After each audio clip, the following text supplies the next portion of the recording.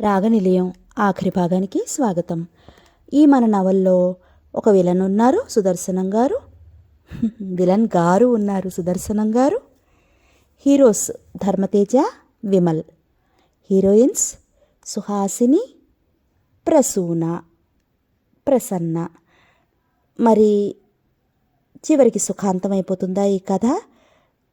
Cinematic ఎండ్తో పోలీసులు వచ్చి tissue అనేసి ఫైటింగ్ చేసేసి టైప్లో సినిమాటిక్గా ఫినిష్ అవుతుందా, లేకపోతే మనం భయపడేటట్టు ఏమన్నా కొద్దిగా ట్రాజిక్ ఎలిమెంట్ ఉంటుందా? ఏమో చూద్దామా కథలోకి వెళ్ళిపోయి. బాబు అనంత ఆలోచనాంతరంగ పంక్తిలో మునిగి తేలుతున్న సుదర్శనం గారు ఆలోచనలను కాస్త ఆపి నొసలు చిట్లించి దృష్టి కేంద్రీకృతం చేసి ఎవరది అన్నారు దూరంగా. వినయాన్నంతా నింపుకుని చేతులు కట్టుకుని నిలబడిన మనిషిని కనుపాపులపై నింపుకో ప్రయత్నం చేస్తూ. కాళయ్యనయ్యా పిలిపించారట. ఒక అడుగు ముందుకు వేసి చేతి కర్రను వాలుగా పట్టుకుని అన్నాడు వినయంగా, కాస్త శరీరాన్ని వంచి. కాళయ్య అనడంతోనే మరింత సూక్ష్మం చేసిన దృష్టితో కాళయ్యను నఖశిఖ పర్యంతం వాడి చూపులతో చూసి తల పంకించుతూ ఉండిపోయాడు. కండలు తిరిగిన నల్లని శరీరం నూనె రాసిన రాయిలా నిగనగా మెరుస్తోంది. భూమి మీద పాదాలు ఆనిన తీరు అతడి ధీరత వ్యక్తం చేస్తోంది. కరకు గుండెల నిర్ధారణ చేయడానికి ఆలోచించవలసిన అవసరం లేనట్టుగా గుండెల మీద సూచకమైనైనా వెంట్రుకలు లేవు. విశాలమైన భీకరంగా ఉన్న ముఖం, చింతనిప్పుల్లా కణకళ్లాడుతున్న కళ్ళు, ఆవేశాన్ని నింపుకున్న మీసకట్టు, దీక్షను తెలిపే పొడుగాటి ముక్కు. భగవంతుడు ఎంతటి క్రౌర్యాన్ని మానవుల్లో నింపడానికి అవకాశం ఉందో అంత క్రౌర్యాన్ని కాళయ్యలో నింపాడా అనిపించేలా ఉన్న రూపం ఒకమారు సుదర్శనం గారినే కలవరపరిచింది. చూపులో సూటితనాన్ని మార్చి తాత్కాలికమైన మందహాసం చేస్తూ కూర్చున్న సుదర్శనం గారు కాస్తంత కదిలి, అవును పిలిపించాను అన్నారు గంభీర స్వరంతో. చిత్తం అనుకోగా అన్నాడు కాళయ్య. నువ్వు ఎస్టేట్లో ప్రవేశించి ఎంతకాలమైంది? 3 మాసాలు పైబడింది బాబు. 3 మాసాలు చేసిన నువ్వు పూర్తిగా బోనస్ కావాలని గొడవ చేస్తున్నావని అని ఆపి ఓరగా చూశారు సుదర్శనం గారు కాళయ్య ముఖంలోకి. గొడవ కాదయ్య గారు, కష్టం చూసి నన్ను కూడా సమంగా చూడమని అడిగానంతే బాబు. నేనాడ కాలెట్టిన కాడ నుండి చేసిన కట్టం ఎలాంటితో చూస్తున్న బాబులు నా కడుపు నింపకపోతే ఎలా అన్నాను దొరా. వినయంగా అనాలనుకున్న కాళయ్య గొంతు కాస్త కరకుగానే పలికింది. చూడు కాళయ్య, నువ్వు అడిగావు కానీ వాళ్ళు అంగీకరించవద్దా? అంగీకరించకపోతే నువ్వు చేయగలిగినదేముంది? కుక్కెర పేనులా పడి ఉండాల్సిందే కదా అనేసి కాళయ్యని చూశారు సూటిగా సుదర్శనం గారు. దొరా కాళయ్య కాళరుద్రుడిలా కళ్ళురుమి చేతనున్న కర్ర నేల మీద బలంగా కొట్టి, ఈడంతా చచ్చు సన్యాసి కాదయ్యా అన్నాడు కోపంతో ఊగిపోతూ. కాళయ్య కంఠం విని ఉలిక్కిపట్ట సుదర్శనం గారు లీలామాతృక హాసం చిందిస్తూ కూర్చున్న చోటు నుండి లేచి, కాళయ్య ఆవేశాన్ని అనవసరంగా వృధాపరచకు. అసలు నీ అభిప్రాయం తెలుసుకోవాలని అన్నాను అన్న సుదర్శనం గారు కాళయ్యకు కొంచెం చేరువయ్యి ఒకమారు అతని ముఖంలోకి చూసి కాస్త చూపును మార్చి, నిన్న నేను అమ్మగారితో మాట్లాడుతున్న సందర్భంలో ఆ మేనేజర్ కుర్ర లేడు, వాడు ఏది? ఆ ధర్మతేజ అపరధర్మాత్ముడు నీ ప్రసక్తి తెచ్చి నీకు బోనస్ ఇవ్వడానికి ఎటువంటి అవకాశం లేదని, నువ్వు పనిలో చేరి 3 మాసాలే అయినా తలబిరుసుగా మాట్లాడతావని, నీకు తల పొగరని, నీ వాళ్ళందరూ పాడవుతున్నారని నోటికొచ్చినట్టు వాగి నిన్నసలు పనిలోంచి తీసేయాలని అంటుంటే నాకు ఆశ్చర్యం కలిగింది అర్థోక్తిగా అన్నారు. మెత్తమెత్తగా మాట్లాడుతూనే మంచి మహారాజ్ అనిపించుకుంటూ నే ఇంత నమ్మించి గొంతుకొస్తాడా? చూస్తాను. ఈ కాళయ్య అంటే ఏమిటో తెలుపుతాను. మంచిని మించిన కరుకుతనం గుండెల్లో రగిలిందంటే ఈ కాళయ్య కాళరుద్దుడే. అంతుపట్టలేని కోపంతో ఉరకలు వేస్తున్న కాళయ్య గుండెలు వేగంగా కొట్టుకుంటున్నాయి. చేతిలో ఉన్న కర్రను పిడికిలితో బిగించి అక్కసుగా పళ్ళు కొరికాడు. కాళయ్య ఆవేశాన్ని తిలకించిన సుదర్శనం గారు తృప్తిగా శ్వాస పీల్చి విదిలిస్తూ, నువ్వు ఆవేశపడకు, నేను చెప్పింది పూర్తిగా విను అన్నారు. ఏటి దొరా ఇంకా వినేది? నన్ను అంత నీచంగా మాట్లాడిన ఆడి తలతిక్క దించి పారేస్తే గాని నా మనసు కుదరదు. కాళయ్య, బలవంతుడికి ఆలోచన తక్కువ అంటారు ఇందుకే అన్నారు సుదర్శనం గారు కాస్త విసుగెత్తినట్లు ముఖభంగిమను మార్చి. అంత బలవంతుడైన కోపంతో ఒళ్ళు మరిచిన కాళయ్య అభిమానంతో ముద్దగట్టుకుపోయాడు. అవును కాళయ్య, ఎందుకీ తొందర? నేను నీ గురించి చెప్పాను. నీకు న్యాయంగా అందరిలా సమంగా బోనస్ ఇవ్వడమే న్యాయమని వాదించి అవుననిపించలేకపోయాను పోయారా దుర్మార్గుడి నోట. అందుకే దొర ఆడిని తిరిగి ఉద్రేకాన్ని నింపుకున్న కాళయ్యకు పై మాటలు ఏమనాలో పాలుపోక కర్రను చంకలో నొక్కి పట్టి చేతులు బలంగా నొక్కుంటూ ఉండిపోయాడు. వాణ్ణేం చేయాలో నే చెప్తా కాళయ్య, సుదర్శనం గారు శాంత గంభీరాలను నింపుకుని అంటూ కాళయ్యకు మరింత దగ్గరగా వచ్చారు. చెప్పండి దొరా, చెప్పండి. మీరు చెప్పిన మరుక్షణంలో ఆడినలా చేసి మాట నెక్కిస్తా తొందరపడుతున్నట్లు అన్నాడు కాళయ్య. అందుకేగా నిన్ను పిలిచింది. నువ్వెవరో పూర్తిగా తెలియకపోయినా న్యాయం కోసం మాట్లాడి అనవసరంగా ఆ కుర్రకుంకతో సమయం అలాంటిదయ్యింది. అది సరే, ఆ మూర్ఖుడికి తెలియక నీతో తలపడ్డాడు. అది మన మంచికే. నీకు నేను అండగా ఉంటాను. నీ బలం నా తెలివి జోడించి ఆ హంక్భావపూరితుడిని అణిచివేయవచ్చునని నీకు కబురు చేశాను. మీ మాట వెనుకనే నా చేతులు దొర. ఇక మీ మాటకి ఎదురు రానియడు ఈ కాళయ్య. చూస్తారుగా ఈడి సత్తా. మాట మీద నిలబడు కాళయ్య. ముందు ముందు నువ్వు పొందబోయే అనుభవాలు నిన్ను ఆశ్చర్యపరుస్తాయి. అట్టానే దొర, కాళయ్య ఏ మాటన్నా అది కుండలు చీల్చుకుని వస్తాది అన్న కాళయ్య ఉద్వేగంగా శ్వాసను పీల్చి వదులుతూ చెప్పండి దొర, ఇప్పుడేం చెయ్యాలో అన్నాడు. నువ్వు మామూలుగా పనిలోకి వెళ్ళు నిశ్చలంగా అన్నారు సుదర్శనం గారు, చూపులు కాళయ్య ముఖంలోనే ఉంచి. ఇంకానా? అయిష్టంగా ముఖం పెట్టాడు కాళయ్య. తను నాటిద బీజం కాళయ్యలో నాటుకున్నందుకు ఆనందపడుతూ సుదర్శనం గారు, అవునులే కాళయ్య, విరిగిన పాలు తోడుకోవు అన్నారు. అంతే దొర, ఈ కాళయ్య ఆ చోట కాలుంచడు. ఇంక మీవాడే. శభాష్ కాళయ్య, శభాష్. నీ వంటి మాట నిలబెట్టగల మనిషి ఈ ఎస్టేట్లో ఎక్కడా లేడని సగర్వంగా చెప్పగలను. ఇక మనం పురోగమిస్తాం కాళయ్య. సుదర్శనం గారు వికృతాన్ని మేళవించి గలగలా నవ్వాడు. ఆయన నవ్వుతో తన నవ్వులు కలిపాడు కాళయ్య. కొన్ని క్షణాలు ప్రతిధ్వనించిన ఆ గది క్రమంగా ప్రశాంతత నింపుకుంది. కాళయ్య, అనంత నిశ్శబ్దాన్ని చీలుస్తూ గంభీరంగా అన్నారు సుదర్శనం గారు.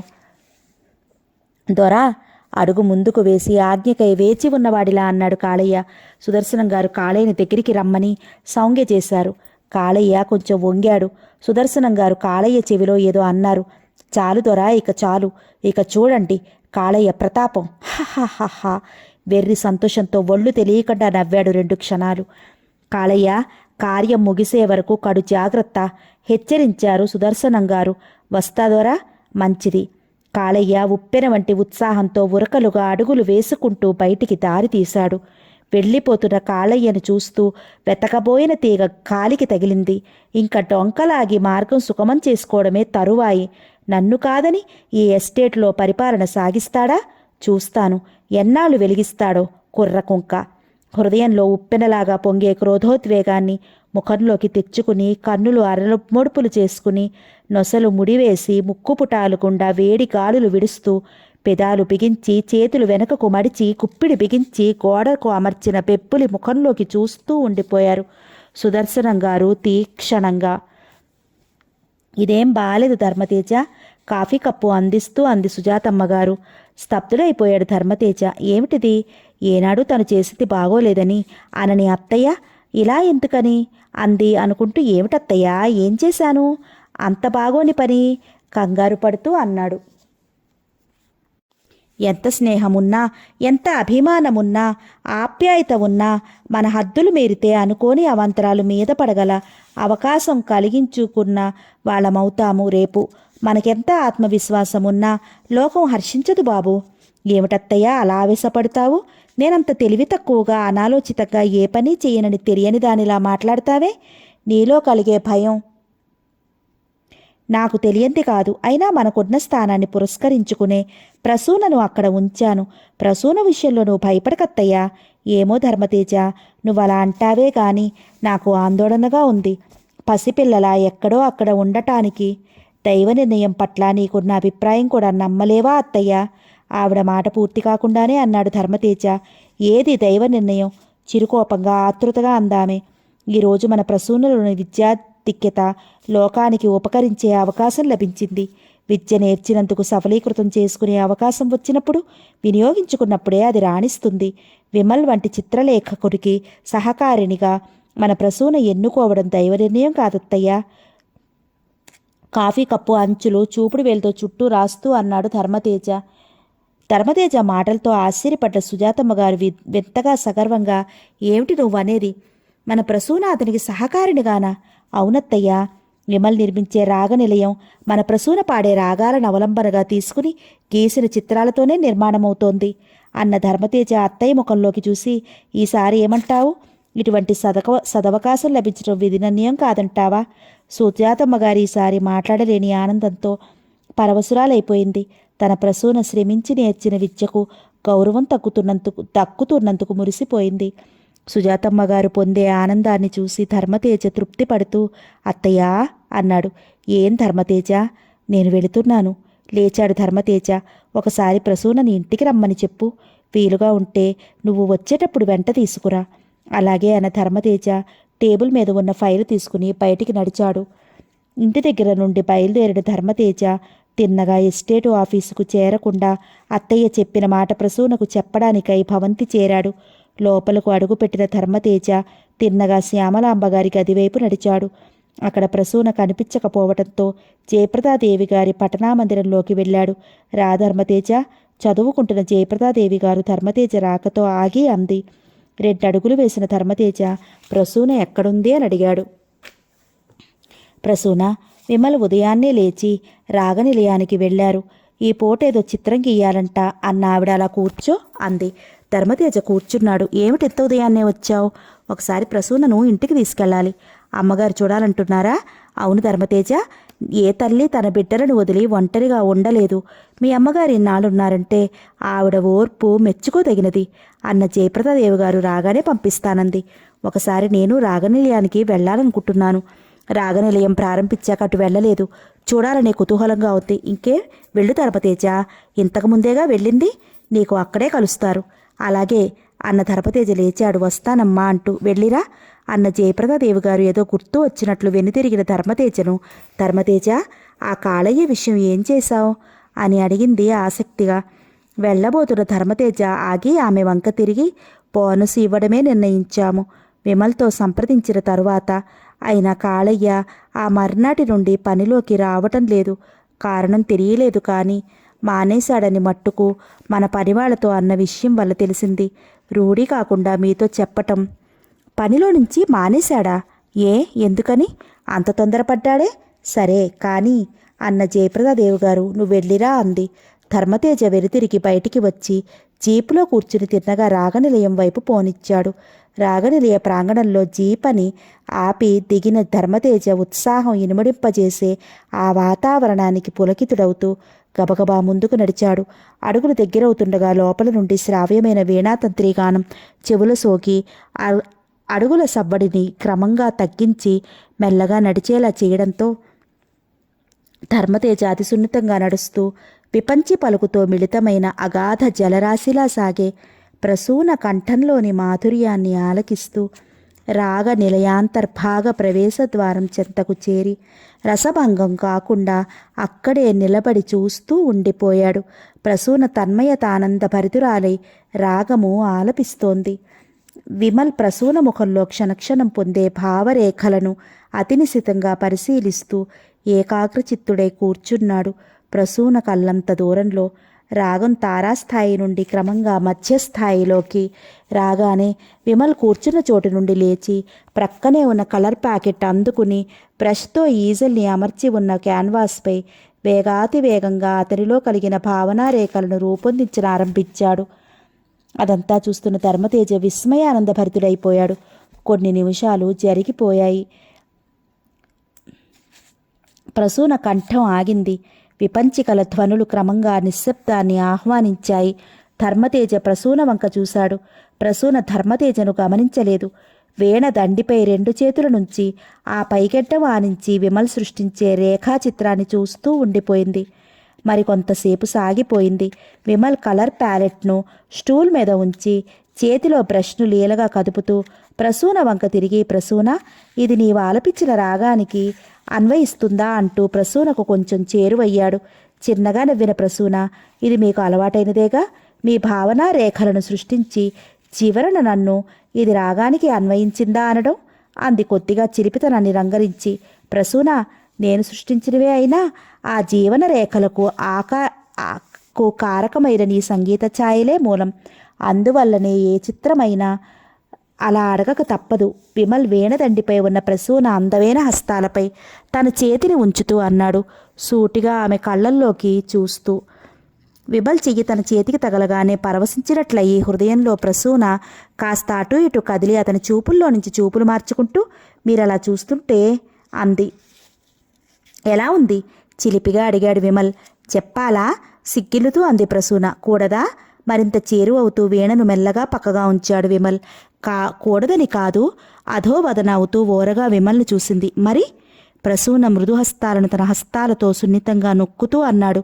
విమల్ చేతులకు ఏదో తీయని బాధకు లోనవుతూ ఉన్నట్లయిన ప్రసూన బరువుగా శ్వాసను పీల్చి అర్థనిమిలిత నేత్రాలతో విమల్ కన్నుల్లోకి చూసి చెప్పలేను అంది అత్యంత మెల్లిగా. చెప్పలేని అనుభవమే చాలా విలువైనది ప్రసూన. జీవితంలో ఒకే విధంగా మార్గం వెతుకుతున్న మన ఇద్దరిని ఆ భగవంతుడు ఏకం చేసి ఈ విధంగా సంబంధాన్ని ఏర్పరిచాడు. ప్రసూన మాట్లాడలేదు. మౌనంగా విమల్ హృదయానికి హత్తుకుపోయి అతని గుండెల్లోని ప్రణయనాదాన్ని వింటూ ఉండిపోయింది. విమల్ ఆమె చుట్టూ తన చేతులను గట్టిగా బంధించి వేశాడు. ప్రసూన, మీ అన్నయ్య మన అనురాగ బంధాన్ని విని పరమానంద భరితుడవుతాడు. అతన్ని నాకు మిత్రుడిగా పొందగలిగిన నా అదృష్టం ఎలా వివరించాలో అర్థం కావడం లేదు. ఇదే సమయంలో అతను ఉండి ఉంటే నిజంగా నా కోరికను తీర్చమని అర్థించేవాడిని. అతను నా హృదయాన్ని కాదనలేడు ప్రసూన. మీ అన్నయ్య ఉదార స్వభావం నేను ఎప్పుడో గమనించాను. మిత్రత్వానికి ప్రాణాలైనా అర్పించగల ధీరవంతుడు, నిష్కళంక నిజాయితీపరుడు మీ అన్నయ్య. ఏమంటావు ప్రసూన? విమల్ మాట్లాడుతూ ప్రక్కకు తిరిగి కొమ్మల్లో నిలబడి ఉన్న ధర్మతేజను చూసి చటుక్కున ప్రసూనను విడిచి నిలబడి, రా ధర్మతేజ అన్నాడు తొట్రుపాటుగా. విమల్ మాటలతో ఉలిక్కిపడ్డ ప్రసూన తటాలను లేచి నిలబడి బెదురుచూపులతో లోపల అడుగు పెడుతున్న ధర్మతేజ ముఖంలోకి చూడబోయి తిరిగి అధోవదనమైంది. కూర్చో ధర్మతేజ. ధర్మతేజ కూర్చుంటుండగానే విమల్ మరో కుర్చీలో కూర్చుంటూ, కూర్చో ప్రసూన అన్నాడు. ప్రసూన బెరుగ్గా కూర్చుంది కుర్చీలో ఒదిగి. ధర్మతేజ, నీ గురించే అంటున్నాను, నువ్వు వచ్చిన సమయానికే అన్న విమల్ ప్రసూన వంక చూశాడు. ప్రసూన ముఖం పాలిపోయింది. బావ ఏమనుకుంటాడోనని గుండెలు దడదడా కొట్టుకుంటున్నాయి. నా గురించా? ఎందుకు? నేనేమీ కళాకారుని కాదుగా. ఈ సమయంలో నా గురించి చెప్పుకోనవసరం ఎందుకొచ్చింది? ప్రసూన అతని మాటలతో గతుక్కుమంది. కళాకారుడు కాకపోయినా కళాకారుల హృదయాలను కలిపిన కారుణ్యమూర్తివని, అది దైవం చేసిన సంధానం అన్న ధర్మతేజ విమల్ని చూశాడు. ధర్మతేజ, నీతో ఒక విషయం చెప్పాలని ఉంది. ఎప్పుడో చెప్పబోయేది. ఈ సమయంలో నువ్వు కూడా ఇక్కడికి రావడంతో చెప్పడం నా ధర్మం. విమల్, చెప్పగా వినాలని నాకు లేదు. మృదువుగా నవ్వాడు ధర్మతేజ. ప్రసూన గుండె గతుక్కుమంది. ధర్మతేజను చూడబోయి ఆగిపోయింది. ఏమిటో చెప్పబోయేది వినాలనే కుతూహలం లేదా? కుతూహలం ఉంది, వినాలని కాదు. హృదయాంతరాళంలో నింపుకున్న అనురాగాన్ని ఆనందంగా అనుభవిస్తూ నిత్యనూతన శోభలను నింపుకుంటూ జీవితం సాగించబోయే మీ అనురాగ బంధాన్ని నా కన్నులతో ఆనందంగా చూసి తృప్తి చెందాలనే కోరిక మట్టుకుంది. సముద్ర తరంగల్లా పొంగిపోయాడు విమల్. ధర్మతేజ, నిజమా? విమల్ నిజాన్ని అబద్ధంగా చెప్పవలసిన అవసరం ఏముంది? బావా, నువ్వు నిజంగా దైవ సంభూతుడివి. నన్ను మన్నించి నా అనురాగాన్ని ఆశీర్వదిస్తున్నావా? ప్రసూన మనసులోనే అభినందించింది. చూశావా ప్రసూన, మీ అన్నయ్య మన ఈ అనుబంధాన్ని శాశ్వతం చేయగల ఉదార హృదయులని చెప్పలేదా? ఆనందాన్ని వెలిబుచ్చాడు విమల్. ప్రసూన నిశ్చలంగా ఉండిపోయింది. ప్రసూన, ధర్మతేజ ప్రసూన ముఖంలోకి చూసి పిలిచాడు. ప్రసూన ఆ పిలుపులోని అనురాగం, ఆప్యాయత లెరిగిందే కావడం వల్ల కాస్త ధైర్యం పుంజుకుని తలపైకెత్తి ధర్మతేజను చూసింది. ప్రసూన, దైవ నిర్ణయమైన ఈ అనుబంధం నాకెంతో ఆనందాన్ని కలిగిస్తోంది. మనసులు తెలిసిన మనువు సర్వసుఖాలని కలిగిస్తుంది. జీవితానికి కావలసింది అదే. అందువల్లనే మీ ఈ అనుబంధం నిత్యనూతనమై వర్ధిల్లాలని ఆశిస్తున్నాను ప్రసూన. ఉప్పొంగే సంతోషం ఉక్కిరి పిక్కిరి చేయడంతో ప్రసూన హృదయం పల్లవించింది. ధర్మతేజ, నువ్వు నిజంగా నాకు అదృష్టదేవతను అందించిన దైవానివి. నీ మైత్రిని పొందిన నా జీవితం ధన్యమైంది. ఆనందాశ్రువులు కనుకొలు కొల్లోంచి జారుతుండగా విమల్ ధర్మతేజను చూసి అన్నాడు.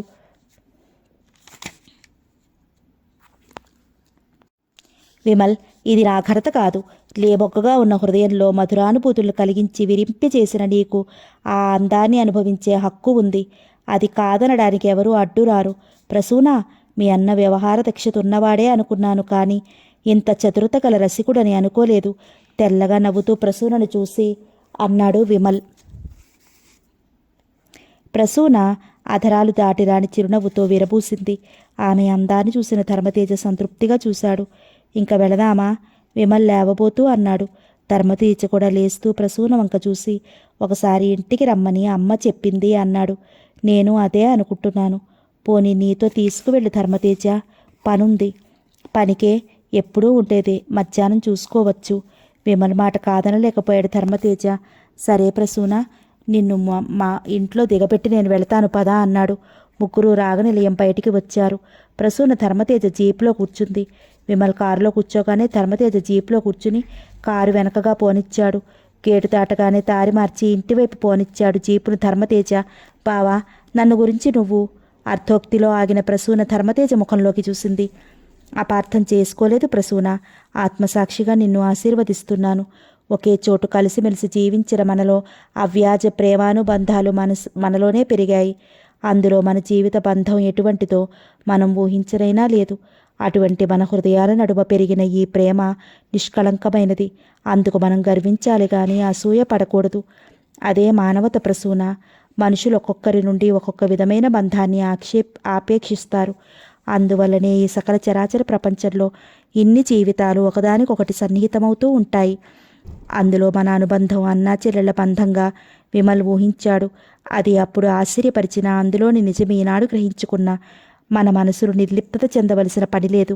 అటువంటి అనుబంధం లభించేది ఎందరికో ప్రసూన. అనుబంధం స్థిరరూపం దాల్చేలా చేసిన విమల్కు మనం సర్వదా కృతజ్ఞులమై ఉంటేనే అది శ్లాఘనీయమవుతుంది ప్రసూన. ఏమంటావు? జీపును పోనిస్తున్న దారిని చూస్తూ అన్నాడు ధర్మతేజ. ధర్మతేజ చెప్తున్నదంతా శ్రద్ధగా వింటున్న ప్రసూన, బావా, నోమురు నోచిరా నీ వంటి వ్యక్తి అన్నగా లభించడం సాధ్యం కాదు. ఎంతటి హృదయ విశాలమున్నవాడిని అంది ప్రసూన. ఈ ధర్మతేజ నీకింకా అన్నయ్యమ్మ ప్రసూనని చూశాడు. కన్నుల్లో ఆనందం పొంగిరాగా ప్రసూన ధర్మతేజను చూసింది. ఆమెలో దివ్యానుభూతి తొంగి చూడటంతో అప్రయత్నంగా నేత్రాలు ఆనందాశ్రుతపూరితలయ్యాయి. అన్నయ్య హృదయాన్ని తాకిన ఆనందంతో గొంతు పొంగురుపోయింది. అమ్మా ప్రసూన, స్టీరింగ్ మీద ఉన్న ఎడమ చేయిని ప్రసూన భుజం మీద వేసి దగ్గరగా తీసుకుని హృదయానికి హత్తుకున్నాడు. ఇరువురు అవ్యక్తానుభూతికి లోనే పరవశించిపోయారు క్షణకాలం. జీప్ రోడ్డును కరిగించుకుంటూ పోతోంది. ప్రసూన మెల్లగా తల ధర్మతేజ హృదయం నుండి తీసి కూర్చుంది. ప్రసూన, విమల్ కుటుంబం ఉత్తమమైంది. అటువంటి కుటుంబంతో బంధం ఏర్పడటం మన అదృష్టమమ్మా. అవును, అందులో ఉన్న ప్రతి మనిషి మనసు ఒక ప్రత్యేకమైన ఉదాత్తతను నింపుకున్నదే. అటువంటి వ్యక్తుల నడుమనను నిలిపావు నువ్వు. అది నా అదృష్టం అన్నయ్య. ధర్మతేజ లీలగా నవ్వుతూ జీపు నాపాడు. ప్రసూన, దిగు, ఇల్లు వచ్చింది చిలిపిగా అన్నాడు. ప్రసూన దిగింది. ఇంట్లో అడుగుపెట్టిన కూతుర్ని చూసిన సుజాతమ్మ గారు ఒక్కసారిగా కూర్చున్న చోటు నుండి లేచి చేతులు చాచి ప్రేమాస్పదమైన చూపులతో ఎదురు వస్తున్న ప్రసూనను దగ్గరికి తీసుకుని గుండెలకి హత్తుకుని, అమ్మా ప్రసూన, ఎలాగున్నావమ్మా అడిగింది. అమ్మ గుండెల్లో ఒదిగిపోయిన ప్రసూన, బాగానే ఉన్నానమ్మా అంది మృదువుగా. ఏమో తల్లి, నువ్వు అక్కడ ఎలా ఉన్నా నేను మటుకు ఇక్కడ నిమిషం ఒక యుగంలా గడుపుతున్నాను అంటే నమ్ము. నిన్ను వదిలిపెట్టి ఉండలేని నన్ను విడిచిపెట్టి ఇన్నాళ్ళు నువ్వు ఉండటం బాగోలేదమ్మా. కౌగిలి సడలించి కాస్త వెనుకకు జరిగి ప్రసూన ముఖంలోకి అదోలా చూస్తూ అంది సుజాతమ్మగారు. అత్తయ్య, కొద్ది రోజులకే నువ్వు ఇంత తహతహలాడిపోతున్నావు. అక్కడ పాపం చిన్నతనం నుండి తన బిడ్డకు దూరమై తప్పించిపోయే శ్యామలాంబగారు ప్రసూనను అంటిపెట్టుకు తిరుగుతున్నారు. ఆమెనేమనాలి? భావపూరితంగా అంటూ ధర్మతేజ 2 అడుగులు వేసి అత్తయ్య ప్రక్కగా నిలబడ్డాడు. అవునమ్మా, పాపం ఆ శ్యామలాంబగారు నన్ను విడిచిపెట్టడం లేదు. నా మూలంగా ఆమె స్వస్థత చెందింది. అదే నాకెంతో ఆనందాన్ని కలిగించిందమ్మా. ఇక్కడ ఈ అమ్మ ఎంత బదరపడిందో కూడా ఆలోచించు తల్లి, దీనంగా అంది సుజాతమ్మగారు. అమ్మా, ప్రసూన గుండె ద్రవించిపోయింది. అంత మాట అనకమ్మా. నీ ప్రసూన నిన్ను మర్చిపోయేటంత స్థితికి రాలేదమ్మా. ఏం మాటలత్తయ్యా అవి? ఏమిటో నా ఆవేశంలో అనేశాను. సరే కానీ పదమ్మా, భోజనం చేద్దు గాని. రా ధర్మతేజ, నేను మళ్ళీ వస్తాను, పనుంది. మీరు భోజనం చెయ్యండి. అబ్బే, మనం ముగ్గురు కూర్చుని భోజనం చేసి చాలా రోజులైంది. భోజనం అయ్యాక వెళుదు గాని రా. సుజాతమ్మ గారి గొంతులో ఆజ్ఞ వెలువడింది. ధర్మతేజ అలాగే అత్తయ్య, పదండి వస్తున్నాను, డ్రెస్ మార్చుకుని అంటూ తన గదిలోకి వెళ్ళిపోయాడు. గదిలోకి వెళ్ళిపోతున్న ధర్మతేజను నవ్వుతూ చూసిన సుజాతమ్మ గారు తన మాటకున్న విలువకు పొంగిపోయింది. ఏమోనమ్మా తల్లి, నువ్వు అక్కడ ఎలా ఉన్నా నేను మటుకు ఇక్కడ నిమిషం ఒక యుగంలో గడుపుతున్నానంటే నమ్ము. నిన్ను వదిలిపెట్టి ఉండలేని, నన్ను విడిచిపెట్టి ఇన్నాళ్ళు నువ్వు ఉండటం బాగోలేదమ్మా. కౌగిలి సడలించి కాస్త వెనకకు జరిగి ప్రసూన ముఖంలోకి అదోలా చూస్తూ అంది సుజాతమ్మ గారు. అత్తయ్య, కొద్ది రోజులకే నువ్వు ఇంత తహతహలాడిపోతున్నావు. అక్కడ పాపం చిన్నతనం నుండి తన బిడ్డకు దూరమై తప్పించిపోయే శ్యామలాంబగారు ప్రసూనని అంటిపెట్టుకు తిరుగుతున్నారు. ఆమెనేమనాలి? భావపూరితంగా అంటూ ధర్మతేజ 2 అడుగులు వేసి అత్తయ్య ప్రక్కగా నిలబడ్డాడు. అవునమ్మా, పాపం ఆ శ్యామలాంబగారు నన్ను విడిచిపెట్టడం లేదు. నా మూలంగా ఆమె స్వస్థత చెందింది. అదే నాకెంతో ఆనందాన్ని కలిగించిందమ్మా. ఇక్కడ ఈ అమ్మ ఎంత బదనపడిందో కూడా ఆలోచించు తల్లి, దీనంగా అంది సుజాతమ్మ గారు. అమ్మా, ప్రసూన గుండె ద్రవించిపోయింది. అంత మాట అనకమ్మా.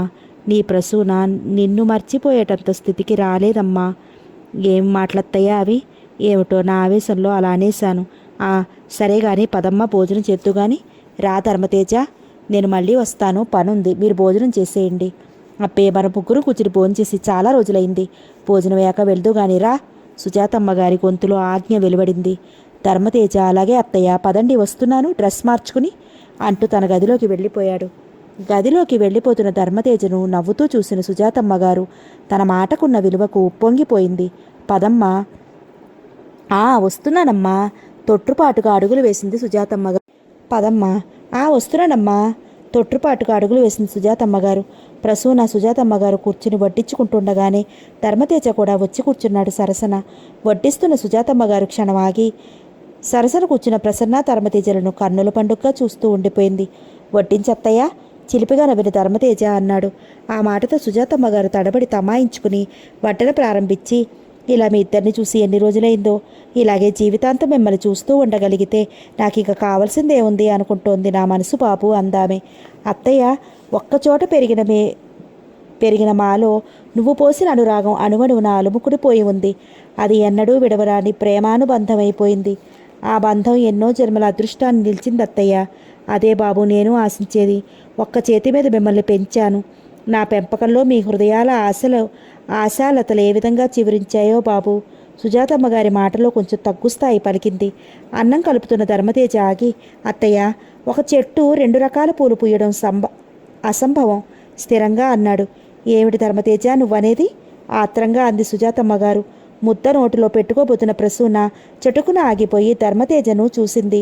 ధర్మతేజ కూడా ప్రసూనను సమయాన్ని వినియోగించుకోవాలన్నట్టు చూసి అత్తయ్య వంక తిరిగి, అవునత్తయ్య, నువ్వు నాటిన ప్రేమ బీజం, నువ్వు పోసిన అనురాగరంజితమైన నీటితో పెరిగి నా తరువు నుండి 2 విధాల పరిమళాలను అందించే పూలు పూస్తాయా? నువ్వనేది నాకేమీ అర్థం కావట్లేదు బాబు, ఉద్వేగంగా అంది సుజాతమ్మ గారు. ధర్మతేజ ఒకమారు ప్రసూనను చూసి మృదువుగా తలపై చెయ్యి ఉంచి కురుల్లో వ్రేళ్లను చొప్పించి కదుపుతూ, అత్తయ్య, మా ఇద్దరి అనుబంధం అవధులులేని అన్నా చెల్లెళ్ల ప్రేమానుబంధం. హృదయాన్ని నింపిన ఆనందంతో బొంగురుపోయింది అతని కంఠం. ధర్మతేజ ముఖంలోకి చూస్తున్న సుజాతమ్మ గారు స్తబ్దురాలైపోయింది క్షణం. ఆ తర్వాత ప్రసూనను చూసింది. ప్రసూన మల్లె విరబోసినట్లు నవ్వి ధర్మతేజను చూసింది. ఆ ఇద్దరినీ చూసిన సుజాతమ్మ గారి నోట పలుకు రాలేదు. చూపుల్లో మార్పు కలగలేదు. మ్రాన్పడిపోయింది. అత్తయ్య, బాబూ, చిన్నతనం నుండి నీ కన్నుల చల్లని చూపుల పెరిగి నీ మాటల ప్రేమను పంచుకున్న మాలో ఏ అనుభూతులు ఆవరించలేదు. ఏనాడు ఏ ఆలోచనలు సాగించలేదు. ప్రసూన చక్కని సంగీత విద్వాంసురాలు కావాలని, ఆ విద్య గౌరవించబడాలని ఆశించాను. అలాగే నా ఆలోచనలాగే ప్రసూన కూడా నన్ను ఉన్నత వ్యక్తిగా చూడాలని ఆశించింది. మా ఇద్దరి భావాలకు అనుగుణంగానే విమల్ మా ఇద్దరి బంధాన్ని సోదర బంధంగా రూపొందించారు. ఆ క్షణం ఎటువంటిదో ఇటువంటి దివ్యానుభవం పొందే అదృష్టాన్ని ప్రసాదించింది. ధర్మతేజ చెప్పిందంతా విన్న సుజాతమ్మ గారు మాట్లాడలేకపోయింది. పెరుగు వేయత్తయ్యా అడిగాడు ధర్మతేజ. సుజాతమ్మ గారు పెరుగు వడ్డించింది యాంత్రికంగా. అత్తయ్య, స్నేహం పవిత్రమైనది, స్నేహాన్ని మించినది లేదని, దానికై ఎటువంటి త్యాగాన్నైనా చేయాల్సి వచ్చినప్పుడు వెనుదీయరాదని ఆ రోజు నాకు నువ్వు ప్రబోధించావు, గుర్తుంది కదూ? ఉంది బాబు. ఆనాడే కాదు, ఏనాడైనా అదే చెబుతాను బాబు. నీ వంటి అమృతమూర్తికి బిడ్డలమైన మాన అదృష్టం కూడా అలాగే పరిమళిస్తోంది అత్తయ్య. ధర్మతేజ ఆ మాట అనడంతో ఉలిక్కిపడి చూసింది అతన్ని ప్రసూన. అభయహస్తమిస్తున్న వాడిలా చూసిన ధర్మతేజ, విమల్ చక్కని చిత్రకారుడు, చెప్పావు బాబు. లలిత కళలకు నిలవైన హృదయాలు కూడా లలితమైనవిగానే ఉంటాయనే సత్యాన్ని నిరూపించగల విమల్ ప్రసూనల అవినాభావ బంధం శాశ్వత బంధంగా రూపొందిందంటే నువ్వు ఆనందపడవా అత్తయ్య? ఏమిటి ధర్మతేజ నీ మాటలు? అదలింపుగా అంది సుజాతమ్మ గారు. ప్రసూన పెరుగన్నం తినబోతున్నదల్లా ఆ మాట రావడంతో సిగ్గు ముంచెత్తి అక్కడ కూర్చోలేక గబగబా వెళ్ళిపోయింది. చూసావా అత్తయ్య ప్రసూన సిగ్గు? లీలగా నవ్వి అన్నాడు. నిజమా బాబు? అవునత్తయ్య, వారిలోని కళలే వారిని సన్నిహితం చేశాయి. అది కాదనగల శక్తి ఎవరికీ లేదు అంటూ భోజనం ముగించి లేచాడు ధర్మతేజ. సాయంకాలం వరకు ఉన్న తర్వాత ప్రసూనను తీసుకుని ధర్మతేజ భవంతికి వెళ్ళాడు.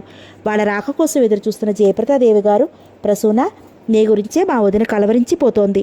ఒకసారి వెళ్ళి కనిపించిరామ్మా అన్న ఆమె. ధర్మతేజ కూర్చో అంది. ధర్మతేజ జయప్రదాదేవి గారి ప్రక్కగా నిలబడి ఉన్న సుహాసిని చిరునవ్వుతోనే పలకరిస్తూ కూర్చున్నాడు. మీ అమ్మగారు ప్రసూనని ఈరోజు పంపుతారో లేదోనని భయపడ్డాను. జయప్రదాదేవి గారి ఆవేదనను తెలియపరిచింది. ఇక్కడ పరిస్థితి తెలిసినందువల్ల ఆమె తొందర చేసింది. ఇక్కడ శ్యామలాంబ గారు ఏమైపోతారో అని. అలాగా, పాపం కన్నబిడ్డను కూడా వదిలి ఆమె ఉంటున్నారంటే ఎంత నిండు మనసున్న ఉత్తమురాలై ఉండాలి ధర్మతేజ. ధర్మతేజ మారు సమాధానం ఇవ్వలేదు. సుహాసిని ధర్మతేజ తల్లిని గురించి జయప్రదాదేవి గారు అలా మెచ్చుకుంటుంటే పరవశురాలైపోతూ, అలాంటి పుణ్యవతికి తను కోడలుగా అయితే ఆ భావన రావడంతో సిగ్గుతో కూడిన గిలిగింతలు శరీరాన్ని పులకరింపజేశాయి. నేను వెళతానమ్మా లేచాడు ధర్మతేజ. అలాగే బాబు వెళ్ళిరా అన్న జయప్రదాదేవి గారు సుహాసిని వంక చూసి, సుహాసిని వాళ్ళ ఇంటి వరకు విడిచి వెళ్ళు ధర్మతేజ. ఎందుకు రెండత్తయ్య, నే వెడతాను ఓరగా ధర్మతేజను చూస్తూనే అంది. మంచిది వెళ్ళిరండి అన్న ధర్మతేజ వస్తానమ్మా అన్నాడు కదలకుండానే. జయప్రదాదేవి గారికి ఇద్దరి తీరు చూసి నవ్వు వచ్చింది. చూడు ధర్మతేజ, అలాగే అంటుంది కానీ తీసుకువెళ్ళు నిర్ధారణగా అందామె. దయచేస్తారా సుహాసినీదేవి గారు అన్న ధర్మతేజ వాచి చూసి, చాలా టైం అయింది, నాకింకా చాలా పనుంది అన్నాడు తొందర చేస్తూ. వెళ్ళిరా సుహాసిని అంది జయప్రదాదేవి గారు. వస్తానండి అత్తయ్య అన్న సుహాసిని కదిలింది. ధర్మతేజ ముందు నడుస్తుంటే ఆమె వెనుక సుహాసిని పొందికగా నడుస్తోంది. ఆ ఇద్దరినీ చూస్తూ జయప్రదాదేవి గారు మురిపంగా నవ్వుకుంటూ ఉండిపోయింది. బయటకు రాగానే సుహాసిని వంక తిరిగి, కూర్చో సుహా అన్నాడు జీపుని చూపించి ధర్మతేజ. సుహాసిని జీపులో కూర్చుంది. ధర్మతేజ ముందు నుండి తిరిగి వచ్చి స్టీరింగ్ పట్టుకుని జీపును కదులుస్తూ ఎక్కడికి వెళ్ళాలి అడిగాడు. అత్తయ్య చెప్పలే కొంటిగా అంది సుహాసిని. ఓఎస్, సరాసరి అక్కడికేగా అంటూనే సీరియస్గా ముఖం పెట్టి జీపుని ముందుకి పోనిచ్చాడు. కొద్ది దూరం వెళ్ళగానే జీపు రోడ్డు ఎక్కింది. సుహాసిని కాస్త ధర్మతేజ వైపు జరిగింది. అది గమనించిన ధర్మతేజ సుహాసిని మరింత దగ్గరగా తీసుకుని, సుహా, ఇంటికే వెళ్ళాలా అప్పుడే అన్నాడు. అక్కడికేగా, అలా అవుట్ హౌస్కి వెళదాం, కాసేపు హాయిగా అందులో విహరిద్దాం. మీకు చాలా పని ఉందేమో చిలిపిగా అన్న సుహాసిని ధర్మతేజ కళ్ళల్లోకి చూసింది. అమ్మ దొంగ, ఎంత చమత్కారం అన్న ధర్మతేజ వెళుతున్న జీపును అవుట్ హౌస్ వైపు పోయే దారికి పోనిచ్చాడు. అమ్మగారు, దుర్గ వినయంగా నిలబడి పిలిచింది. ఏదో ఆలోచిస్తున్న జయప్రదాదేవి గారు దుర్గ పిలుపు విని అంటూ దుర్గను చూసిందావిడ. సుదర్శనం గారు వచ్చారమ్మగారు. అలాగా, రమ్మను. శాలువా వంటి నిండా కప్పుకుంది జయప్రదాదేవి గారు. దుర్గ వెళ్ళిన 2 నిమిషాల్లో సుదర్శనం గారు లోపల అడుగు ఉంచడంతో, రండి సుదర్శనం గారు అంది జయప్రదాదేవి గారు. నమస్కారం అమ్మా వినయంగా అర్థాకారంగా వంగి నమస్కరించి జయప్రదాదేవి గారిని సమీపించాడు సుదర్శనం గారు. కూర్చోండి కుర్చీ చూపించింది జయప్రదాదేవి గారు. సుదర్శనం గారు చేతికరను నేల మీద బలంగా నొక్కి మెల్లగా కుర్చీలో కూర్చుంటూ, అంతా కుశలమా అమ్మా? కుశల ప్రశ్న వేశారు. మీ దయవల్ల ఇప్పటికీ అందరూ క్షేమంగానే ఉన్నాం సుదర్శనం గారు గలగల నవ్వుతూ కొమ్మల్లో నుంచే సమాధానం ఇచ్చిన విమల్ ప్రక్కగా నిలబడి సుదర్శనం గారిని వింతగా చూస్తున్న ప్రసూన వంక చూసి, వారే ప్రసూన సుదర్శనం గారు అని 2 అడుగులు ముందుకు వేశాడు. ఆ వెనుక ప్రసూన కూడా నడిచి వచ్చింది లోపలికి. ఆ ఇద్దరిని నిశ్చితంగా చూసిన సుదర్శనం గారు, విమల్ కూర్చో అని జయప్రదాదేవి గారి వంక తిరిగి, అమ్మా ఎవరా అమ్మాయి, ఎప్పుడూ చూసినట్లు లేదు సందేహాస్పదంగా అన్నాడు. ధర్మతేజ చెల్లెలు సుదర్శనం గారు అన్న జయప్రదాదేవి గారు ప్రసూనను చూసి, ప్రసూన అలా కూర్చో అని తిరిగి సుదర్శనం గారిని చూసి, అమ్మాయి ఇక్కడ ఏ క్షణం అడుగుని ఉంచిందో మా వదిన ఉద్రిక్తత తగ్గి మన స్థితిలోకి వచ్చింది సుదర్శనం గారు అంది. ఆవిడ మాటలతో ఉలిక్కిపడ సుదర్శనం గారు పైకి తేలకుండా తమాయించుకుని కాస్త నొసరు చిట్టించి ప్రసూనను దీర్ఘంగా చూసి, అలాగా అన్నారు తెచ్చుకోరు నవ్వు ప్రదర్శిస్తూ. ప్రసూనే తన కూతురుగా భావించిన మా వదిన తన బాధనంతా మర్చిపోయింది. అంతేకాదు సుదర్శనం గారు, మన విమల్ నిర్మించే రాగనిలయ నిర్మాణంలో సహకారిణిగా కూడా ఉంటోంది. అంతా విన్న సుదర్శనం గారు, సహకారిణిగానా? అవ్యక్తంగా అన్నారు. అవును, చక్కని సంగీత పాఠకురాలు సుదర్శనం గారు, హుందాగా అంది జయప్రదాదేవి గారు. సుదర్శనం గారు మరేమీ మాట్లాడలేదు. దుర్గ కాఫీలు తెచ్చి టీపాయ్ మీద ఉంచి ప్రసూనను విమల్ని చూసి, మీరు రావడం గమనించలేదు, మరి 2 తెస్తా బాబుగారు అంటూ వెనుతిరిగి వెళ్ళడానికి. దుర్గా, అక్కర్లేదు, మేము తీసుకునే బయలుదేరాం అన్న విమల్, అమ్మా మేము రాగనిలయానికి వెడుతున్నామని లేచాడు. ప్రసూన కూడా లేచింది. వెళ్ళిరండి బాబు. ప్రసూన, విమల్ అక్కడి నుంచి నిష్క్రమించేటంత వరకు వారిద్దరినీ చూస్తున్న సుదర్శనం గారి మస్తిష్కం చకచక అనేక ఆలోచనలను ఆలోచించసాగింది. ఇంకా అక్కడ ఒక్క క్షణం కూర్చోలేకపోయిన ఆయన, వస్తానమ్మా అంటూ లేచాడు. అదేమిటి సుదర్శనం గారు, అప్పుడే వెళ్ళిపోతారా? కాఫీ తీసుకోండి, అసలు వచ్చిన పని చెప్పారు కాదు. పనేమీ లేదమ్మా, ఒకసారి వచ్చిపోదామని వచ్చాను, వస్తాను. ఇంట్లో అమ్మాయి ఒంటరిగా ఉంది. సరే, మీ ఇష్టం, వెళ్ళిరండి. ఆ మాటలతో సుదర్శనం గారు చరచరా బయటికి నడిచారు. అట్టుడుకుపోతున్న మనసుతో బయలుదేరిన సుదర్శనం గారు హాల్లో కూర్చున్న సుహాసిని మిర్రును చూసి, సుహా గర్జించారు. ఆలోచిస్తూ కూర్చున్న సుహాసిని అదిరిపడి లేచి నిలబడి తండ్రిని చూసి అదోలా అయిపోయింది. అమ్మా, నువ్వు కూడా నీ తండ్రిని అవమానిస్తున్నావా? బాధగా అన్నారు. సుదర్శనం గారు కూతుర్ని చూస్తూ వెళ్ళి కుర్చీలో కూర్చుంటూ, ఏమిటి నాన్న మీరనేది? అయోమయంగా అంది సుహాసిని. ఎవరి ఆనందం కోసం, ఎవరి అదృష్టాన్ని కళ్ళారా చూడాలని ఆశించి ఇన్నాళ్ళు కష్టపడుతూ వచ్చానో ఆ నువ్వే ఈనాడు నా ఆశా సౌధాలను కూకటి వ్రేళ్లతో కూల్చివేస్తావనుకోలేదమ్మా. ఏం జరిగింది నాన్న? ఆతృతగా అడిగింది సుహాసిని. ఆయన స్థితి అర్థం కాకపోవడంతో, ఏది జరగకూడదని తలిచానో అదే జరుగుతోందమ్మా. నిన్ను బ్రతిమాలాను, చెవులో గూడు కట్టుకుని పోరాడాను. ఆ శ్యామలాంబ గారు ఎలాగైనా నీ వైపు ఆకర్షించేలా ప్రవర్తించమని. విన్నావా? ఇప్పుడు ఆ స్థానంలో ధర్మతేజ చెల్లెలు పీఠం వేసుకుని కూర్చుంది. పోనీ విమల్ని మంచి చేసుకోమని, అతన్ని నీ వైపు త్రిప్పుకోమని చెప్పాను, విన్నావా? అన్ని విధాలా చెప్పినా నా మాటలు నువ్వు వినకపోతే ఇప్పుడు చేతికందిన అదృష్టాన్ని జార విడిచి పెట్టాల్సిందేగా. గంభీరమైన ఆయన కంఠం దీనంగా పలికింది. నాన్న, అదృష్టం ఆశిస్తే రాదు, అది లభ్యమయ్యే యోగ్యత ఉన్నవాళ్ళు పొందుతుంటే అసూయపడటం అవివేకం అంటాను. సుహా, సింహగర్జన చేశారు సుదర్శనం గారు. నాన్న, మీ ఆలోచనలు ఆశలు తెలియకపోలేదు. తెలిసే ఇంత పని చేశావమ్మా. వెర్రిగా చూశారాయన. కాదు నాన్న, మనసులో ఉన్న దురాశలతో మనుషులను ఆకర్షించడం భావ్యం కాదు. విమల్ ఉత్తమ కళాకారుడు. అటువంటి వ్యక్తిని నేను దురాశతో నిండిన బోధనలతో మోసగించలేను. నిష్కళంకమైన మనసుతో ప్రేమిస్తే ఆ ప్రేమ ఫలిస్తుంది నాన్న. అతనిలో ఉన్న విద్యాధిక్యతను తగినది ప్రసూనే. అంతేకాదు, వారిద్దరూ ఏకాగ్రతతో కళాసేవ చేయగల వ్యక్తులు. అటువంటి వాళ్ళ సన్నిహితత్వం వల్ల లోకానికి కావలసిన విజ్ఞానం ప్రసరించబడుతుంది. అందుకు నిదర్శనం రాగనిలయ నిర్మాణమే నాన్న. ఇక శ్యామల గారి కూతురుగా ఆకర్షించబడలేకపోవడం నాలోని బలహీనతేనని ఒప్పుకుంటాను. సుహా, నువ్వేనా ఇలా మాట్లాడేది? ఇలా ఎందుకు మారిపోయావు? నీకు నేను చెప్పినదంతా ఇంతలోనే మర్చిపోయావా? విభ్రాంతులవుతూ కూతురు ముఖంలోకి చూశారు సుదర్శనం గారు. మంచి మనసు గల వాళ్ళ పరిచయం వల్ల నాలో ఈ మార్పు వచ్చిందని ఎంతో ఆనందిస్తున్నాను. సుహా, నీకేమైనా పిచ్చి పట్టిందా? ఉరిమి చూశాడు సుదర్శనం గారు. అర్థం లేని ఆశలను పెంచుకుని అర్హతలకు మించిన కోరికలు కోరుకుంటూ గాలి మేడలు నిర్మించుకునే పిచ్చ నుండి విముక్తి కలిగింది నాన్న. నిదానంగా అంది సుహాసిని జంకు లేకుండా తండ్రిని చూసి. సుహా, ఏమిటి అర్థం లేని వ్యర్థ ప్రేలాపన? విసుక్కున్నారు సుదర్శనం గారు. దండాలయ్య గారు. కొమ్మల్లో నిలబడ్డ కాళయ్య వినయంగా దండం పెట్టాడు. కాళయ్యను చూసిన సుదర్శనం గారు సుహాసిని వంక చూసి, లోపలికి వెళ్ళు హుంకరించారు. సుహాసిని లోపలికి వెళ్ళిపోయింది. సుదర్శనం గారు సుహాసిని లోపలికి వెళ్ళిన తర్వాత కాళయ్యను చేరి, పదకాళయ్య అంటూ బయటికి దారి తీశాడు. కాళయ్యను అనుసరించాడు.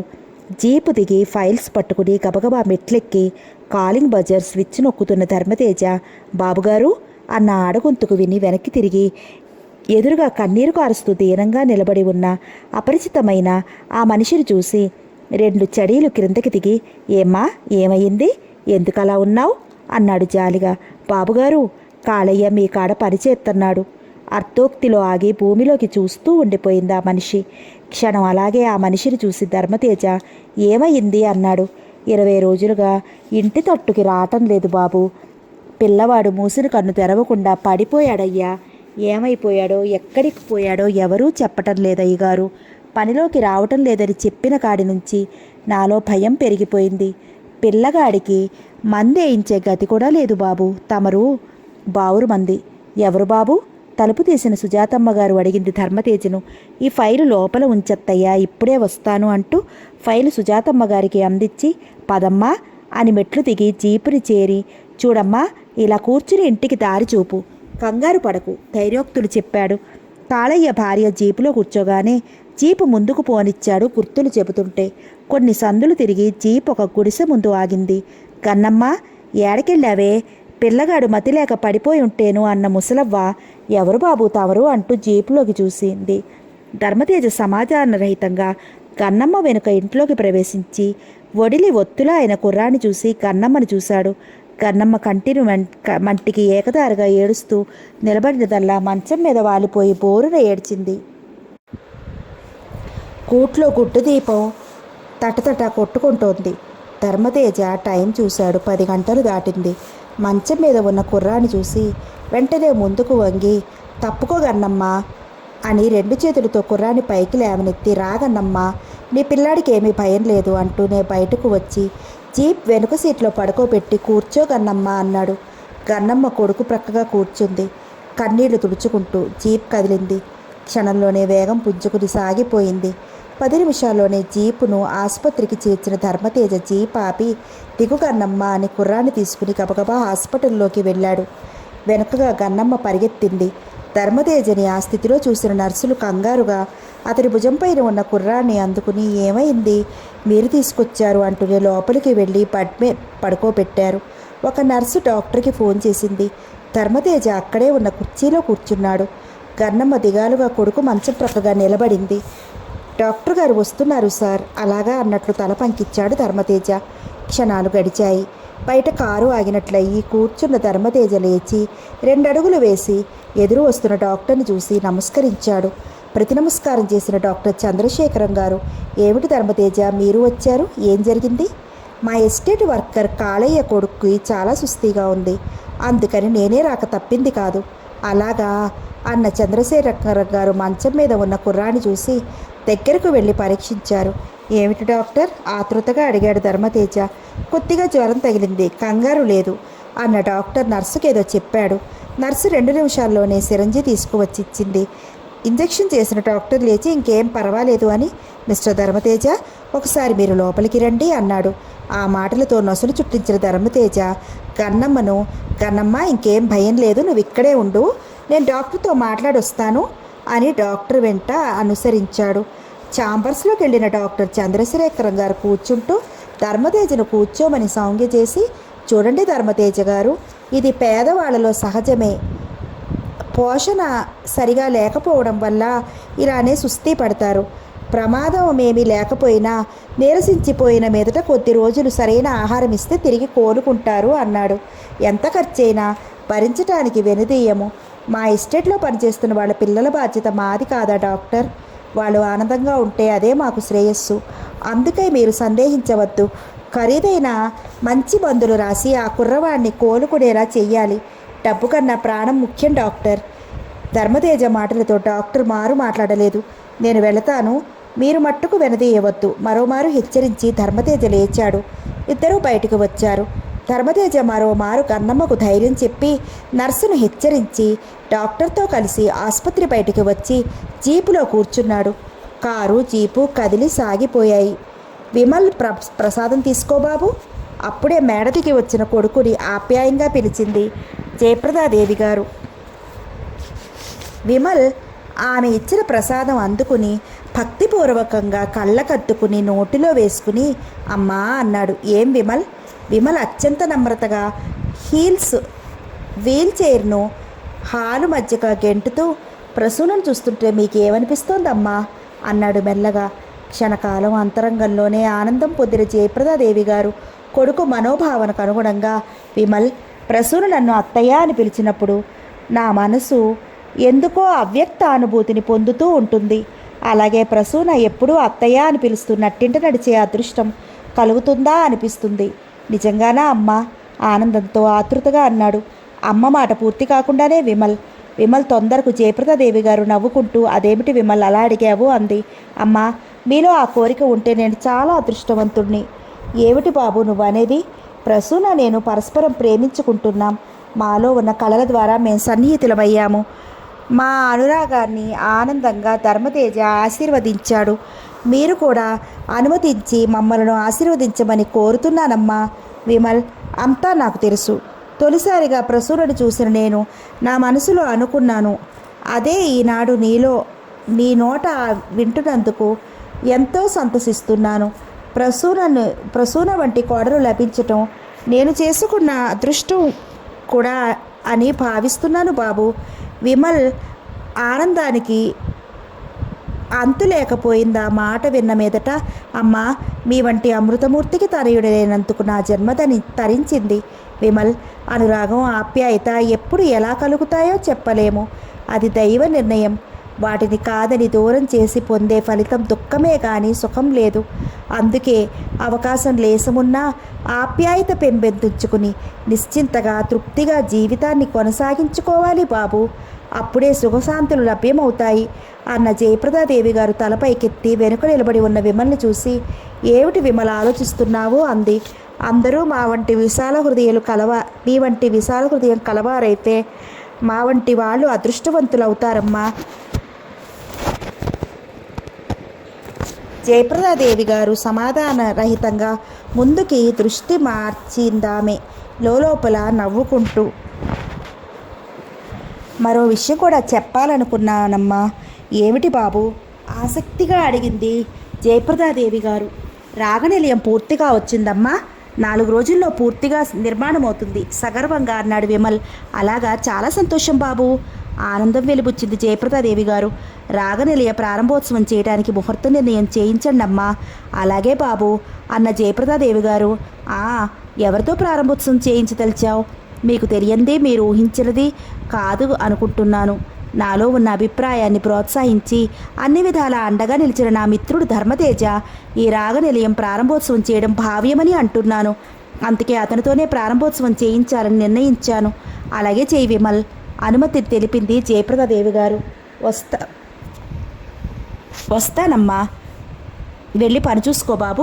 విమల్ అక్కడి నుంచి బయటకు వెళ్ళగానే జయప్రదాదేవి గారు వీల్ చైర్ గెంటుకుంటూ ప్రత్యేక స్థానంలో అమర్చి ఉన్న భర్త వర్ణచిత్రం వద్ద ఆగి భక్తిపూర్వకంగా ఆ చిత్రాన్ని తిలకిస్తూ అశ్రుతప్త నయనురాలై అవ్యక్తావేదనకు లోనై కొన్ని క్షణాలనంతరం పైసాలువాతో కన్నుల నుండి జాలువారే అశ్రువులు ఒత్తుకుని పరువుగా నిట్టూర్పు విడిచి తృప్తికరంగా ముఖకవళికలు మార్చుకుని గంభీరతను కంఠంలో నిలుపుకుని, మీరు ఆశించిన ఆశయాన్ని మీ ఆత్మశాంతికై మన విమల్ నెరవేర్చాడు.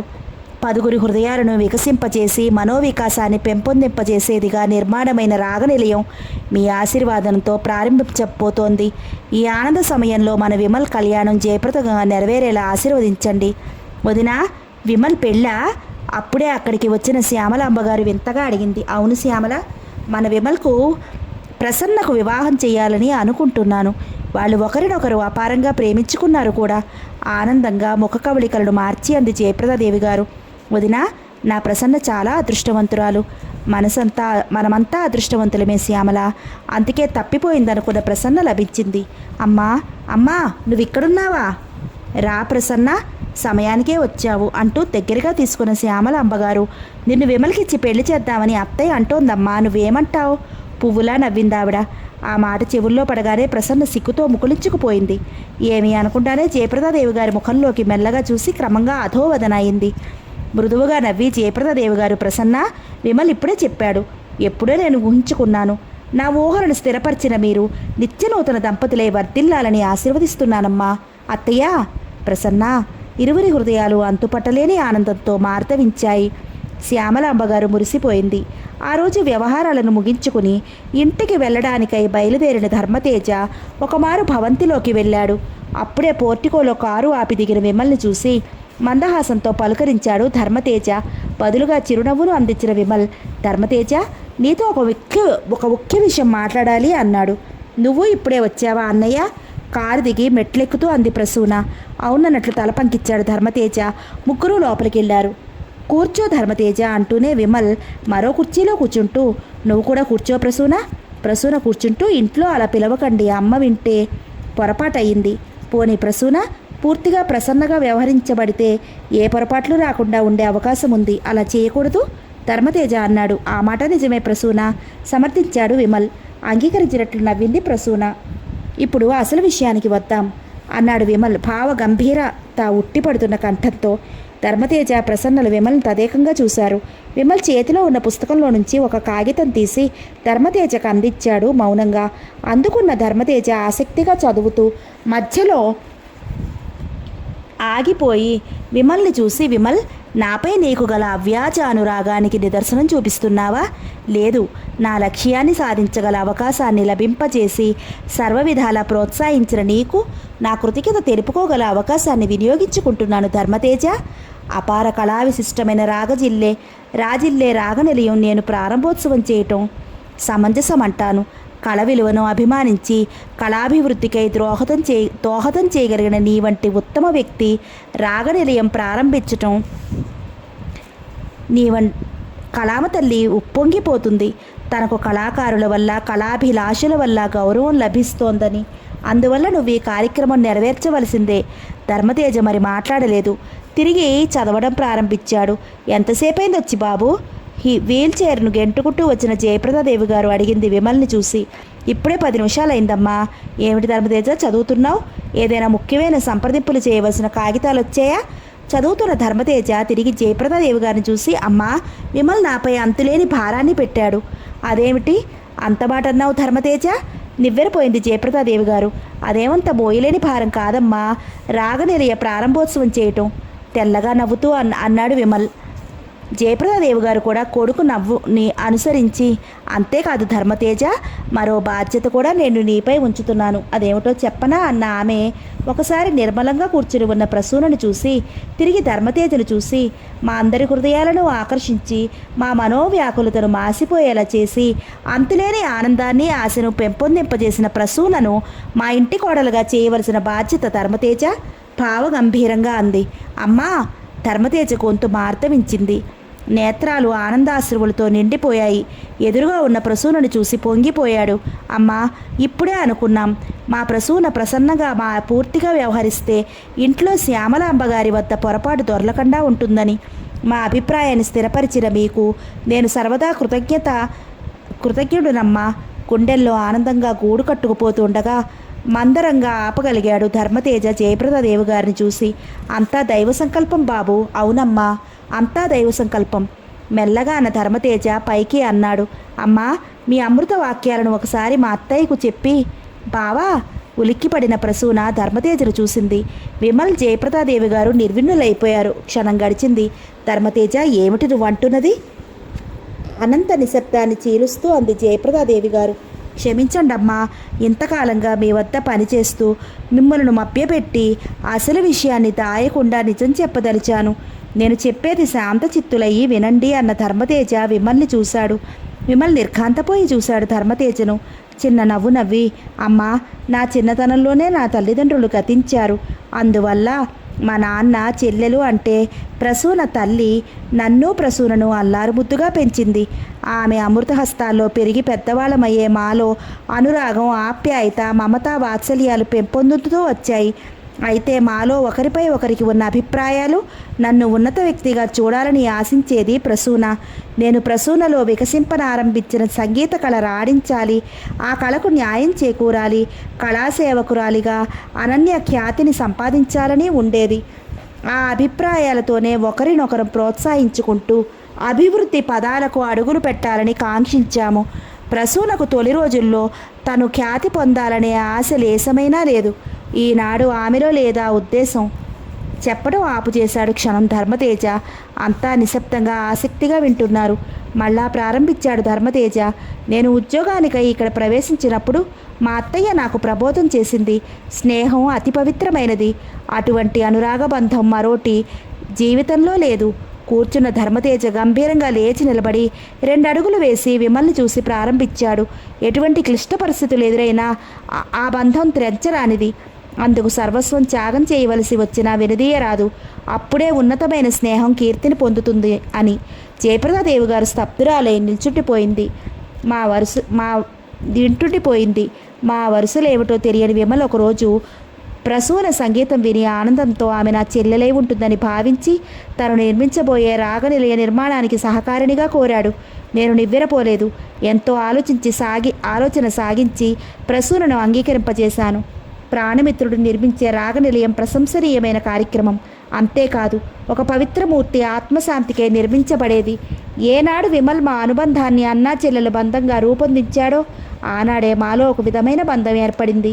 అంతవరకు ఒకే చోట పెరిగిన మాలో ఏ ఊహలు ఏ అపోహలు లేని మాలో అన్నా చెల్లెలు ప్రేమానుబంధం పెనవేసుకుపోయింది. మా జీవితాలకు ఒక నవ్యబంధం ఏర్పరిచిన విమల్ని శ్లాఘించాము. మా అత్తయ్య విని ఆశీర్వదించింది. దైవ నిర్ణయం బాబు అని ప్రతిధ్వనిస్తున్న కంఠం ఆగింది. జయప్రదాదేవి గారి హృదయం పొలకించిపోయింది. ఆనంద అశ్రువులు నిండిన కన్నులతో ధర్మతేజను చూసి, ధర్మతేజ, నువ్వు నిజంగా అమృతమూర్తివి బాబు అంది. ఈ అమృతాన్ని నా మనసుల్లో చిలికి మా శరీరాణువుల్లో జీర్ణింపచేసిన భాగ్యం మీదమ్మా. తొలిసారిగా మిమ్మల్ని చూసిన నా మనసు ఎంతో ఉప్పొంగిపోయింది. మీలో ఉన్న అనంత శక్తి నన్ను మరిపింపచేసిందమ్మా. అమ్మా అనే అమృత పదానికి ప్రతిరూపం మీరని భావించాను. ఇక్కడ ప్రతి వ్యక్తిలోనూ ఉన్న ఆప్యాయత నన్ను ముక్తుణ్ణి చేసింది. పాపం కన్నబిడ్డకు దూరమై విలపించే శ్యామలాంబగారిని చూసిన నా మనసు వ్యాకులత చెందింది. ఆ విషయం ప్రసూనకు చెప్పాను కూడా. ప్రసూన తొలిసారిగానే ఆమెను ఆకర్షించుకోగలిగి ఆవిడ మనోవ్యాకులతను తగ్గించిందమ్మా. నేను ఆశించినది జరిగింది. నా స్నేహధర్మం ఫలించింది. నా బాధ్యత సక్రమంగా నెరవేర్చుకుని నా స్నేహబంధాన్ని పవిత్రం చేసుకున్నానని ఆనందిస్తున్నానమ్మా. ధర్మతేజ. కూర్చున్న విమల్ లేచి ధర్మతేజను చూశాడు. ఒక అడుగు వేసి ధర్మతేజను చేరి గాఢాలింగనం చేయడానికే చేతులు చాచిన విమల్ ఆనంద బాష్పాలు చిందుతున్న నేత్రాలతో ధర్మతేజను సూటిగా చూసి, ధర్మతేజ, నీ వంటి ఆప్తమిత్రుడు లభించడం నా పూర్వజన్మ పుణ్యం. నాలోని ఆశయాన్ని ఇంత త్యాగం చేసి ఫలింపజేసిన నిన్ను ఏ విధంగా భావించాలో అర్థం కావడం లేదు. నీలాంటి వ్యక్తికి నేను స్వయంగా సోదరుడనయ్యే భాగ్యం కలిగితే ఇంకెంత బాగుండేది అన్నాడు ధర్మతేజ హృదయానికి హత్తుతూ. వారిద్దరి స్నేహ వాత్సల్యాలను తృప్తిగా ఆశీర్వదించింది జయప్రదాదేవి గారు. ప్రసూన అవ్యాధ స్నేహాన్ని, దాని ప్రభావాన్ని కట్టెదడు చూస్తున్నందుకు పొంగిపోయింది. క్షణాల అనంతరం ధర్మతేజ, విమల్ సోఫాలో కూర్చున్నారు. ధర్మతేజ, నీ అభిప్రాయం ప్రకారమే మీ అత్తయ్య గారితో చెప్పి చెయ్యి. ధర్మతేజ మౌనంగా తల పంకిచ్చాడు. ప్రసూనను చూసి నవ్వుతూ వస్తాను అని లేచాడు. ఆ తర్వాత ప్రసూన చిరునవ్వుతో అంగీకరించింది. ధర్మతేజ వంగి టీపాయ్ మీద ఉన్న ఫైలు ప్రక్కనే ఉన్న శుభపత్రికను అందుకుని, విమల్, ఈ విధంగానే ప్రింట్కి ఇమ్మంటావా అన్నాడు. అవును, ఎన్ని కావాలో అన్ని ఆర్డర్ ఇయ్యి ధర్మతేజ. ధర్మతేజ, వివాహపత్రిక కూడా కలిపి ఇద్దువుగాని రేపు, జయప్రదాదేవి గారు అనడంతో అందరూ ఆమెను చూశారు. అలాగేనమ్మా అన్న ధర్మతేజ ముందుకు నడిచాడు. దండాలు బాబుగారు. దీర్ఘాలోచనలో ఉన్న సుదర్శనం గారు ఒకసారి ఎదురుగా నిలబడి వినయంగా చేతులు మోడ్చిన దుర్గను చూసి, దుర్గా, ఇలా వచ్చావే అన్నారు. అమ్మగారు పంపారు. జయప్రదాదేవి గారు పంపారా దుర్గా? ఎందుకు? లోపల గదిలో నుంచి హాల్లోకి అడుగుపెట్టిన సుహాసిని చరచరా అడుగులు వేసింది. బాబుగారు, ఈ కవరు మీకు ఇమ్మన్నారు. మిమ్మల్ని ఒక మారు రమ్మని చెప్పమన్నారు కూడా. కొంగుచాటును నలగకుండా వచ్చిన కవరును తీసి సుదర్శనం గారికి అందించింది దుర్గా. అందుకున్న సుదర్శనం గారు, అలాగే నువ్వు వెళ్ళు అంటూ కవరులో ఉన్న 2 శుభలేఖల్ని తీశారు. 2 శుభపత్రికలు ఉన్నాయా నాన్న? ఆనందంగా అంది సుహాసిని. సుదర్శనం గారి ముఖం అప్పటికే గంభీరంగా మారింది. కళ్ళు చరచరా చదివేశాయి. హృదయం తట్టుకోలేని అవాంతర శక్తికి అడ్డుపడుతున్నట్లుగా అవుతోంది. ఏమిటి నాన్న అవి? సుదర్శనం గారు హద్దు మీరి వెల్లువలై వచ్చే కోపాన్ని బలవంతంగా పెదాల వెనకే అదిమి పెట్టి ఉన్నపాటున లేచి కూతురును ఒక మారు చూసి చేతిలో ఉన్న శుభలేఖలు అందించి ఒక్క ఉదుటిలో గుమ్మం దాటి బయటకు వెళ్ళిపోయారు. తండ్రి వెళ్ళిన క్షణం వరకు అటు చూసిన సుహాసిని చేతిలో ఉన్న శుభలేఖల్లోకి దృష్టిని మరల్చి చదివింది. 2 శుభలేఖలు చదవడం పూర్తి చేసిన సుహాసిని ముఖం ఆనందంతో వికసించింది. మరోసారి శుభలేఖలను చూసి కవరులో ఉంచి టీపాయ్ మీద పెట్టి లోపలికి వెళ్ళి 10 నిమిషాల్లో యువతలకి వచ్చి వీధి వైపు నడవబోయి ఆగు అన్న సింహగర్జనతో స్థాణువుగా నిలబడిపోయి తండ్రి గొంతు వినిపించిన వైపు తిరిగి చూసింది. ఎక్కడికి వెళ్తున్నావు సుహా? భయంకరమైన సుదర్శనం గారి కంఠం కాస్త మెల్లగా పలికింది. భవంతికి నాన్న. వద్దు ఆజ్ఞగా అన్నారు సుదర్శనం గారు. నాన్న పేలవంగా అంది సుహాసిని.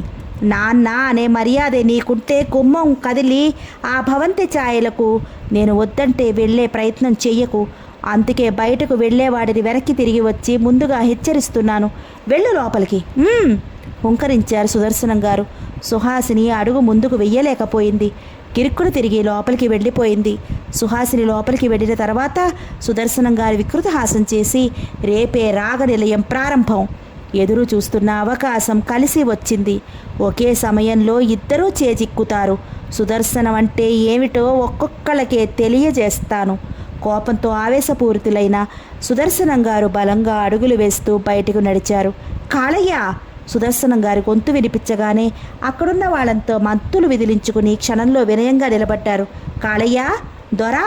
మనం ఎదురు చూస్తున్న అవకాశం వచ్చింది. కాళయ్యను నిశ్చితంగా చూసి అన్నారు సుదర్శనం గారు. చెప్పు దొరా, ఏం చెయ్యాలో? ఆసక్తి వెలిబుచ్చాడు కాళయ్య. ఈరోజు భవంతిలో చాలా హడావుడిగా ఉంటుంది. రేపు రాగనిలయం అంటే విమల్ కొత్తగా నిర్మించిన భవనం ప్రారంభిస్తారు. ఇదే మనకు మంచి వీలైన అవకాశం. ఎలాగైనా ధర్మతేజును బంధించి నా కాళ్ళ దగ్గర పారేయాలి ఉద్రేకంగా ఆజ్ఞాపించారు సుదర్శనం గారు. చూడు దొరా, ఇంకా కాళయ్య ఎలా తెచ్చి నీ కాళ్ళ ముందు ఉంచేది. చాలా జాగ్రత్తగా వ్యవహరించాలి. విషయం పూర్తయ్యే వరకు గుట్టు రట్టు కాకూడదు అని మెల్లగా అన్నారు స్వస్థమైన సుదర్శనం గారు. అలాగే దొరా, నేను వెళుతున్నాను, మళ్ళీ వస్తాను. మీరు వచ్చేయాళ్ళకి ఆని కట్టి పడేసి ఉంచుతాం దొరా. సుదర్శనం గారు గంభీరంగా రహస్య మందిరంలో నుంచి బయటకు వచ్చి ఇంకెలా తప్పుకుంటాడో చూస్తాను అనుకుంటూ అడుగులు సాగించాడు. తెల్లవారితే రాగనిలయ ప్రారంభోత్సవం. ఎక్కడ చూసినా అతిథులతో కోలాహలంగా ఉంది భవంతి. రాగనిలయం వరకు భవంతి అంతా కోలాహలంగా ఉంది. ఎవరు చూసినా ఏదో అత్యవసర పనుల్లో నిమగ్నులైనట్టు హడావుడిగా తిరుగుతున్నారు. అంతమందిలో ఏ క్షణంలో ధర్మతేజ కనిపిస్తాడా అని పొంచి కళ్ళల్లో ఒత్తులు వేసుకుని ఎదురు చూస్తున్నాడు కాళయ్య. కాళయ్య! ఆరి తస్సాదియ్యా, ఇన్నేళ్ళు ఏడకపోయావురా?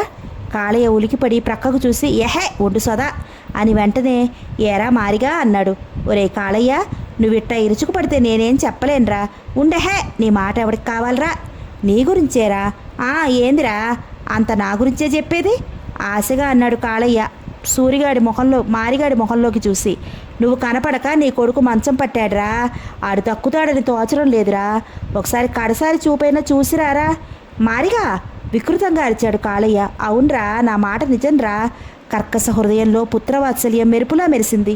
ఒక్క క్షణం నిలబడలేకపోయాడు. వెంటనే పరుగు తీశాడు. కోటేశు! గుండెలు పగిలేలారుస్తూ గుడిసె తలుపులు గెంటుకుడి లోపలికి వెళ్ళి అడుగుపెట్టిన కాళయ్య మంచం మీద పడుకుని ఉన్న కొడుకును, ప్రక్కగా పడుకుని ఉన్న గన్నమ్మను చూసి దీనంగా అడుగులు వేసి మంచాన్ని చేరి కోటి పిలిచాడు. కళ్ళు తెరిచిన గన్నమ్మ చటుకును లేచి కూర్చుని ఏడకపోయావు మమ్మల్ని ఇలా వదిలేసి మావా? చూడు బిడ్డలా అయిపోయాడు. ఏం కర్మ పట్టింది? ఏడ్చింది గన్నమ్మ. నా కర్మ కాదే, ఆడిది. ఈ రోజుతో ఆడి అంతు చూస్తాను. ఇంతకాడికి నన్ను తెచ్చిన ఆ మేనేజర్ గాడి అంతు తేలుస్తాను. మావా! ఏమిటే విసుగ్గా అన్నాడు కోపంతో ఊగిపోతూ. అంత మాట అనుకు మావా. ఆరు మా మంచి దొర. ఆరినంటే కళ్ళు అవుతాయి. ఏటిది? ఆడా మా మంచి దొర. ఆడి మూలంగా కాదటే నీ కాడికి దిగజారిపోయింది. కాదు మావా, ఆరు దేవుడు అంటోరు. చావు బతుకుల్లో ఉన్న బిడ్డను భుజాన వేసుకుని తీసుకువెళ్ళి గొప్ప మందులు వాడించి దక్కని బిడ్డను దక్కించారు మావా. ఏంటే నువ్వు చెప్పేది? విసుగ్గా అన్నాడు. అవును మావా, నువ్వు కనిపించక దిక్కులేక ఏడుస్తుంటే దేవుడిలా ఆదుకున్నాడు. ఆయనే మావా, లేకపోతే మన కోటేశ్వరు నువ్వు చూడలేకపోయేవాడివి. బావురు మంది కన్నమ్మ అంతా గందరగోళంగా ఉందహే. అవునరా, నీలాంటి మొండిగాడివికి అన్నీ గందరగోళంగానే ఉంటాయి. ఈడ మేమేమైపోయినా నీ దారి నువ్వు కులుకుతూ కూర్చుంటే ఆ మహారాజు అందరికంటే ఎక్కువగా ప్రేమగా ఆదుకున్నాడు. నాకేదో బోనస్ అంట, అది ఇంటికి తీసుకొచ్చి ఇచ్చాడు. నీ గురించి ఎన్నిసార్లో కబురు పెట్టాడా బాబు. నువ్వు ఉంటేనా ఆఖరికి చావుకు సిద్ధమై కోటేశుకు డబ్బులు లెక్క లేకుండా కాపాడిన మా మంచి మనసున్న దొర్ర ఆయన ఆడిపోసుకుంటే నీకు పుట్టగతులు ఉండవురా. ఏమిటమ్మా నిజంగానే విస్తుపోయాడు కాళయ్య. కళ్ళతో చూస్తూ కూడా నిజమా అంటావేరా ఎర్రిబాగులోడా. నీకెవరైనా నూరి పోసారా ఇలా మారిపోయావు? కాళయ్య తల్లి ఏడవను అనిపించింది. ఆగేహే నువ్వో దానివి, అన్నింటి ముందు ఏడుపు రాగం తీస్తావు అన్న కాళయ్య గన్నమ్మ వంక తిరిగి, గన్నమ్మ అమ్మ చెప్పిందే నిజం. నన్ను ఉసుకొలిపిందా ఆ పాత ముసలి మేనేజర్ ద్వారా. ఇందులో ఆడి సార్థం ఏదో ఉండే ఉంటుంది. ఎంత మోసం జరిగింది? ఎలాగైనా మేనేజర్ బాబుని రచించాల్సిందే. వస్తా గన్నమ్మ, ప్రమాదం తప్పించాలి. వెర్రిగా కేకలేస్తూ కాళయ్య బయటకు పరుగు తీశాడు. వెంటనే జనసంచారం తగ్గిపోయింది. రాగనిలయ ప్రారంభ కార్యక్రమాలకు సంబంధించిన విషయాలను ముగించుకుని ఇంటికి వస్తున్నాడు ధర్మతేజ. గాలి చల్లగా వీస్తోంది. జీప్ హెడ్లైట్ల మార్గాన్ని స్వచ్ఛందంగా చూపిస్తూ రోడ్డుని కొలుచుకుపోతున్నాయి.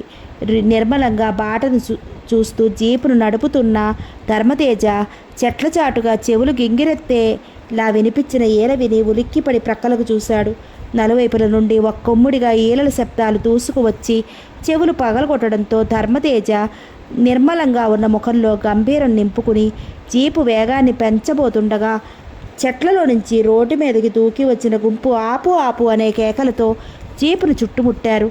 ధర్మతేజ బ్రేక్ నొక్కి జీపును ఆపాడు. తప్పనిసరి వెనక నుండి మీద పడబోతున్న కర్రను అద్దంలో చూసి చటుక్కున తప్పుకుని జీపులో నుంచి కిందకి దూకాడు ధర్మతేజ. ఆలోచించే అవకాశం లేకపోయింది. జీప్ చుట్టూ ఉన్న వాళ్ళు నొక్కమారు కలే చూస్తూనే యాక్సిలేటర్ దగ్గర ఉండే ఇనుప హ్యాండిల్ తీసుకుని నిలబడ్డాడు. ఒంటి మీద దెబ్బ పడకుండా సాయశక్తిలా ప్రయత్నం చేస్తున్నాడు ధర్మతేజ. అయినా అంతమందిని అడ్డుకోలేకపోయాడు. కానీ అడ్డు తగిలిన వాడినల్లా విసిరి కొడుతూనే ఉన్నాడు. ఎంత ప్రయత్నం చేసినా కాచుకోలేకపోయాడు. వెనకపాటుగా నెత్తి మీద కొట్టిన దెబ్బని అంతే. అంతటి ధర్మతేజ కుప్పలా కూలిపోయాడు. పట్టండిరా తీసుకుపోదాం, ఒక గొంతు అరిచింది. తొందరగా పట్టండి, అదిగో ఏదో కారు కూడా వస్తుంది, లైట్లు పడుతున్నాయిరా, మరో గొంతు అంది. తీసుకురండి, జీపులో డ్రైవర్ల సీట్లో కూర్చున్న వాడు అన్నాడు. ధర్మతేజుడు జీప్ వెనక భాగంలో పడుకోబెట్టి చుట్టూ కూర్చున్నారు. జీపు ఒక్క కుదుపులో కదిలింది.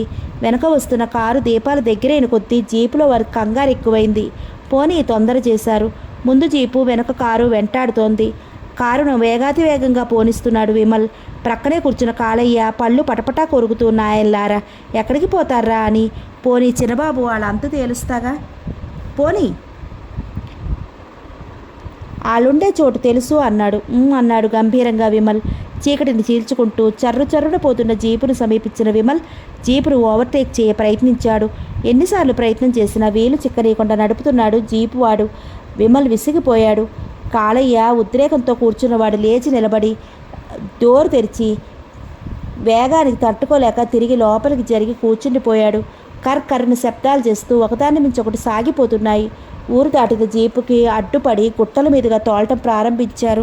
విమల్ ప్రయత్నం చేశాడు. కారు వెళ్లే అవకాశం లేకపోయింది. లాభం లేదు చిన్నబాబు, కారు ముందుకు పోదు. ఎలా విసుగ్గా అన్నాడు విమల్. రోడ్డు మీదనే పోనీయండి, అలాగే పోయి వాళ్ళుండే చోటుకు చేరుదాం, సత్తు కొద్ది నడపండి అన్న విమల్ కారును వెనక్కి మళ్లించి రోడ్డు మీదకి సాగిపోనిచ్చాడు. కాళయ్య మార్గం చెప్తున్నాడు. విమల్ ఉద్రిక్తులవుతున్న కొద్దీ కారు వేగం అధికమై రోడ్డును కరిగించుకుంటూ దూసుకుపోతోంది. కాస్త తేరుకున్న ధర్మతేజ కళ్ళు తెరిచి ఎదురుగా విరగబడి నవ్వుతున్న సుదర్శనం గారిని చూసి మీరా అన్నాడు నీరసంగా. నేనే, ఏ ఆశ్చర్యంగా ఉందా? నన్ను కాదని ఈ ఎస్టేట్ పరిపాలన సాగిద్దామనుకున్న నీ గతి ఏ స్థితికి వచ్చిందో.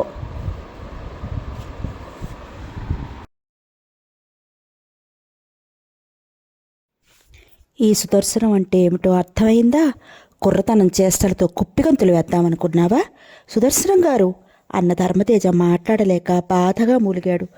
మరోసారి ధర్మతేజను చూసి హీనంగా నవ్వి అలా ఉండనివ్వండి అంటూ వెనక్కి తిరిగారు సుదర్శనం గారు. నాయనల్లారా వదలండి నాయల్లారా వదలండి మేనేజర్ బాబుని, వికృతంగా అరిచాడు కాళయ్య లోపలికి అడుగు పెడుతూనే. ఆ కేకతో సుదర్శనం గారు నిర్ఘాంతపోయి కాళయ్యను, ఆ ప్రక్కనే ఉన్న విమల్ని చూసి అవాక్కయులైపోయారు. అది పట్టించుకోకుండానే కాళయ్య విమల్ ముందుకు దూకి అక్కడున్న ముఠాతో తలపడ్డారు. క్షణాలు దొర్లిపోతున్నాయి. కళ్ళు తెరిచి విమల్ని చూసిన ధర్మతేజ ఉత్సాహం పుంజుకో ప్రయత్నిస్తూ మరోప్రక్క కాళయ్యను కూడా చూసి బలంగా లేచి విజృంభించాడు. కాళయ్య, విమల్, ధర్మతేజలు ఒకటిగా పోరుతుంటే మారుతున్న పరిస్థితుల్లో కనిపెట్టిన సుదర్శనం గారు చల్లగా తప్పుకో ప్రయత్నం చేయబోతుండగా కాళయ్య ఆగు అంటూ విరుచుకు మీద పడి మెడలో ఉన్న కండువాని మెలివేసి పట్టుకుని, చిన్నబాబు ఇడిగో, ఎంత చిచ్చురేపి చల్లగా దాటే చూస్తూ ఉన్నాడు. మీ మీద లేని అబద్ధాలు చెప్పి మమ్మల్ని పురుగొల్పి ఈ కాడికి తీసుకొచ్చాడు. కాళయ్య, ఏమిటిది? దీనంగా ఆశ్చర్యంగా కాళయ్యని చూసి అన్నాడు. ఏమిటా, నీ పాపం పండింది, నీ మోసం బయటపడింది, నీ మాట విని స్వామి ద్రోహం చేశాను వచ్చి పాపిష్టి బ్రతుకు. కాళయ్య చీదరింపుగా తల ప్రక్కను ఉమ్మేశాడు నేల మీద. కాళయ్య, అణిగిపోలేని అహం ఎగిసింది సుదర్శనం గారిలో. ఎహే, ఎందుకలా గొంతు చిచ్చుకుంటావు? చచ్చిన కుక్కలా పడుండక కోపంగా గుంజాడు కాళయ్య. సుదర్శనం గారు పట్టుపట్టంతో ముఠా పలాయనం చిత్తగించింది. రండి దొరా, హేళనగా నవ్వాడు ముందుకు లాగి సుదర్శనం గారిని. కాళయ్య, ఆయన్నేం అనకు. ధర్మతేజ సౌమ్యంగానే ముందుకు నడుస్తూ పదండి సుదర్శనం గారు అన్నాడు. విమల్ జీపుని కదిలించాడు. కొద్దిసేపట్లోనే జీపు భగవంతుని చేరుకుంది. తెల్లవారులు నిద్ర లేకుండా కలవరపడుతున్న జయప్రదాదేవి గారు, ప్రసన్న బంధువర్గం బయట జీప్ ఆగిన శబ్దానికి ఆనందంతో పొంగిపోయారు. జీప్ దిగి భవంతిలో అడిగించిన ధర్మతేజను, విమల్ను, ఆ వెనుక కాళయ్య చేతిలో బంధించబడి ఉన్న సుదర్శనం గారిని చూసి నిర్వీణులైపోయారు భవంతిలో ఉన్న వాళ్ళంతా. బాబు ధర్మతేజ, అర్రులు చాస్తూ పరిగెత్తుకు వచ్చిన సుజాతమ్మ గారు ధర్మతేజను వాటేసుకుని శరీరాన్నంతా తడివితీరా తడుగుతూ ఉండిపోయారు. ఆవిడ వెనుకగా వచ్చిన సుహాసిని తండ్రిని చూసి, చూశావా నాన్న, నీ స్వార్థం వల్ల ఎవరి హృదయాలు తల్లడిల్లిపోయాయో. ఏమిటి నువ్వు పొందిన ఫలితం? ఇంతమంది అనురాగ హృదయాల మధ్య నీకున్న స్థానాన్ని విడిచి నీ విలువను నువ్వే పతనం చేసుకున్నావు నాన్న. కుమిలిపోయింది. సుహాసిని పిలిచింది జయప్రదాదేవి గారు. సుహాసిని అధోవదని అయి జయప్రదాదేవి గారిని సమీపించి కన్నీరు కార్చింది. జయప్రదాదేవి గారి దగ్గరికి తీసుకుని, పిచ్చిదానా, ఎందుకు కన్నీరు కారుస్తావని బుజ్జగించి సుదర్శనం గారిని చూసి, సుదర్శనం గారు, పశ్చాత్తాపాన్ని మించినది మరొకటి లేదు. ఎప్పటిలా మీరు మాతో సహకరించండి. మీరు మా బిడ్డకి అందించాలనుకున్నవన్నీ నేను సమకూరుస్తాను. మీరు మీ బిడ్డకి అందించాలనుకున్నవన్నీ నేను సమకూరుస్తాను. నాకు విమల్ ఒక్కడే కొడుకు కాదు, ధర్మతేజ కూడా కొడుకే. ఈ ఇద్దరిని సమానంగా చూడవలసిన బాధ్యత నాకుంది. ప్రేమానుబంధాలు మనం ప్రోత్సహిస్తే వచ్చేవి పెంపొందేవి కావు. అవి వాటంతటా అవి ఒకరినొకరి సన్నిహితం చేస్తాయి. సుహాసిని, ధర్మతేజలు ఒకరినొకరు తెలుసుకుని మనసులిచ్చి పుచ్చుకున్నారు. వారి ప్రేమను ఆస్వాదించటం మన కర్తవ్యం. ఇందుకు మీరు అభ్యంతరం చెప్పకండి. అమ్మా, ఇంతవరకు నాలో ఆశ అంతు లేకుండా నన్ను నేను మరచి ప్రవర్తించేలా చేసింది. మీ అందరి అనురాగ బంధం ముందు నా స్వార్థం వాలిపోయింది. మీ ఇష్టం జయప్రదాదేవి గారు, సుదర్శనం గారు నమ్రతగా అన్నారు. అమ్మా, విమల్ అన్నాడు ఆనందంగా. రండి బాబు, పదత్తయ్య అన్న ధర్మతేజ ఒక అడుగేసి మా అత్తయ్య అన్నాడు. రెండమ్మా, జయప్రదాదేవి గారు సాదరంగా పిలిచింది. అత్తయ్య, వారే జయప్రదాదేవి గారు పరిచయం చేశాడు. సుజాతమ్మ గారు ప్రేమాస్పదంగా నవ్వింది. రామ్మ అన్న ప్రసూన సుజాతమ్మ గారిని చేరింది. ప్రసన్న, వెనక నుండి శ్యామలాంబ గారు కంగారుగా అంది. సుజాతమ్మ గారు శ్యామలాంబ గారిని విస్తుపోయి చూస్తుండగానే ధర్మతేజ అన్నాడు, ఆమెనమ్మా శ్యామలాంబ గారు అని. కన్నబిడ్డకు దూరమే వెలిపించే మా వదినను మీ అమ్మాయి కాపాడిందమ్మా. జయప్రదాదేవి గారు కృతజ్ఞతాభావంగా అంది. కాదమ్మా, తన తల్లినే చేరింది. పరవశురాలవుతూ కన్నార్పకుండా శ్యామలాంబ గారిని చూస్తూ అంది సుజాతమ్మ గారు. అత్తయ్య, ఆశ్చర్యంగా అన్నాడు ధర్మతేజ. అమ్మా, ప్రసూన ఆత్రపడింది. జయప్రదాదేవి గారు, సుదర్శనం గారు, శ్యామలాంబ గారు, సుహాసిని, విమల్ అందరూ నిశ్చేష్లైపోయారు. ప్రసూన, నువ్వు ఆమె బిడ్డవేనమ్మా అన్న సుజాతమ్మ గారు ప్రసూన మెడలో ఉన్న లాకెట్టు గొలుసును తీసి లాకెట్టులో ఉన్న శ్యామలాంబ గారి దంపతుల ఫోటోను చూపించి, ప్రసూన, నువ్వు పుష్పగిరి భలే రామస్వామి తిరణాల్లో దొరికినప్పుడు ఆ లాకెట్ నీ మెడలో ఉందమ్మా. ఎంత ప్రయత్నించినా నీ వారెవరో తెలియలేదు. అందుకే నా బిడ్డగా పెరిగావు. ఆనంద బాష్పాలు రాల్చిందామె. అవునమ్మా, 20 సంవత్సరాల క్రితం ఆ తిరునాళ్ళకి వెళ్ళినప్పుడు మీ మావయ్య దూరంగా సుందర దృశ్యాలు చూసి చిత్రీకరిస్తుంటే అందరం అటు మనసు లగ్నం చేసి ఉండగా నువ్వు తప్పిపోయావు. ఎంత వెతికినా ఆ జనసమర్థంలో అంతు దొరకలేదు. చీకటి పడుతోంది. ఇంకా ఇంటికి వస్తుండగా వికలమైన మనసుతో జీప్ నడుపుతున్న మీ మావయ్య చేతులు స్వాధీనం తప్పి జీపు ప్రమాదానికి గురైంది. అప్పుడే మా పరిస్థితి మారిపోయిందమ్మా. జయప్రదాదేవి గారి నేత్రాలు అశ్రుపూరితాలయ్యాయి. అమ్మా! విమల్ ధర్మతేజులు ఒక్కసారిగా అన్నారు. అశ్రుధారలను శాలువాతో అత్తుకుని ప్రయత్నపూర్వకంగా నవ్వుతూ, ఏదైనా దైవ నిర్ణయం. తప్పిపోయిన ప్రసన్న దొరకటం, మీ నాన్నగారు ఆదేశించిన రాగనిలయ నిర్మాణంలో సహకారిణి కావటం అంతా ఆనందదాయకమే బాబు. అనురాగ హృదయాల ప్రతిబింబమే రాగనిలయం బాబు. అమ్మగారు, దుర్గా తొందరపడుతూ వచ్చింది. ఏం దుర్గా? అడిగింది జయప్రదాదేవి గారు.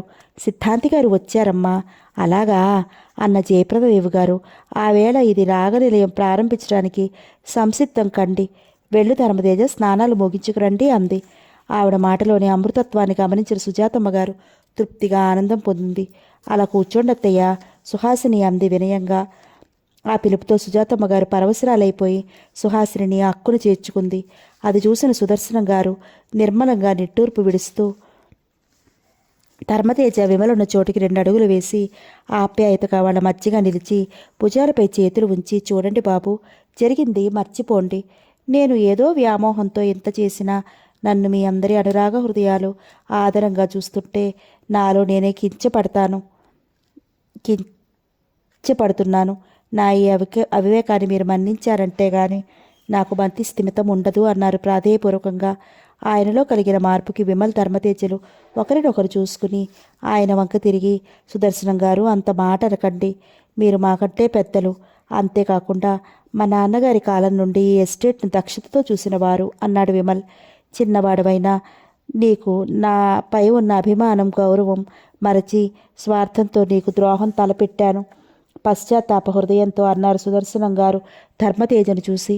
ధర్మతేజ, చిన్నవాడివైనా చాలా ఉదాత్తంగా ఎస్టేట్ వ్యవహారాలను చక్కదిద్దుకుంటూ పగతో సాధించలేనిది స్నేహ సౌభ్రాతృత్వాలతో సాధించి అందరి సమైక్యతకు పాటుపడి నీ కర్తవ్యాన్ని ధర్మాన్ని వేడకుండా ధర్మతేజం అనిపించుకుని నీ పేరు సార్థకం చేసుకున్నావు.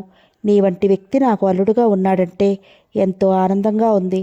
నా నీడలో పెరిగిన నా బిడ్డలో నా భావాలు ముద్ర వేసుకోకముందే మంచి మమతలను తెలిపి కాపాడావు అన్నారు.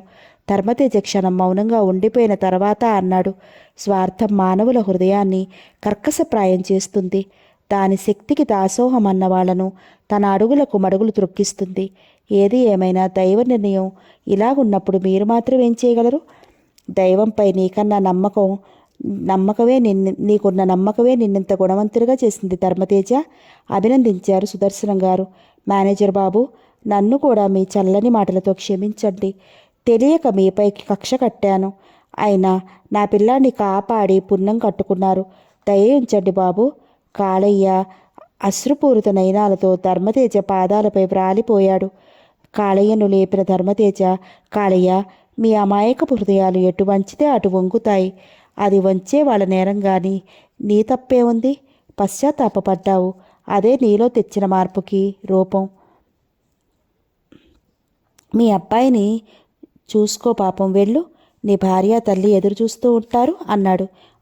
ధర్మతేజ, వెళ్ళు, వేలైపోతోంది అన్నారు జయప్రదాదేవి గారు తొందర చేస్తూ.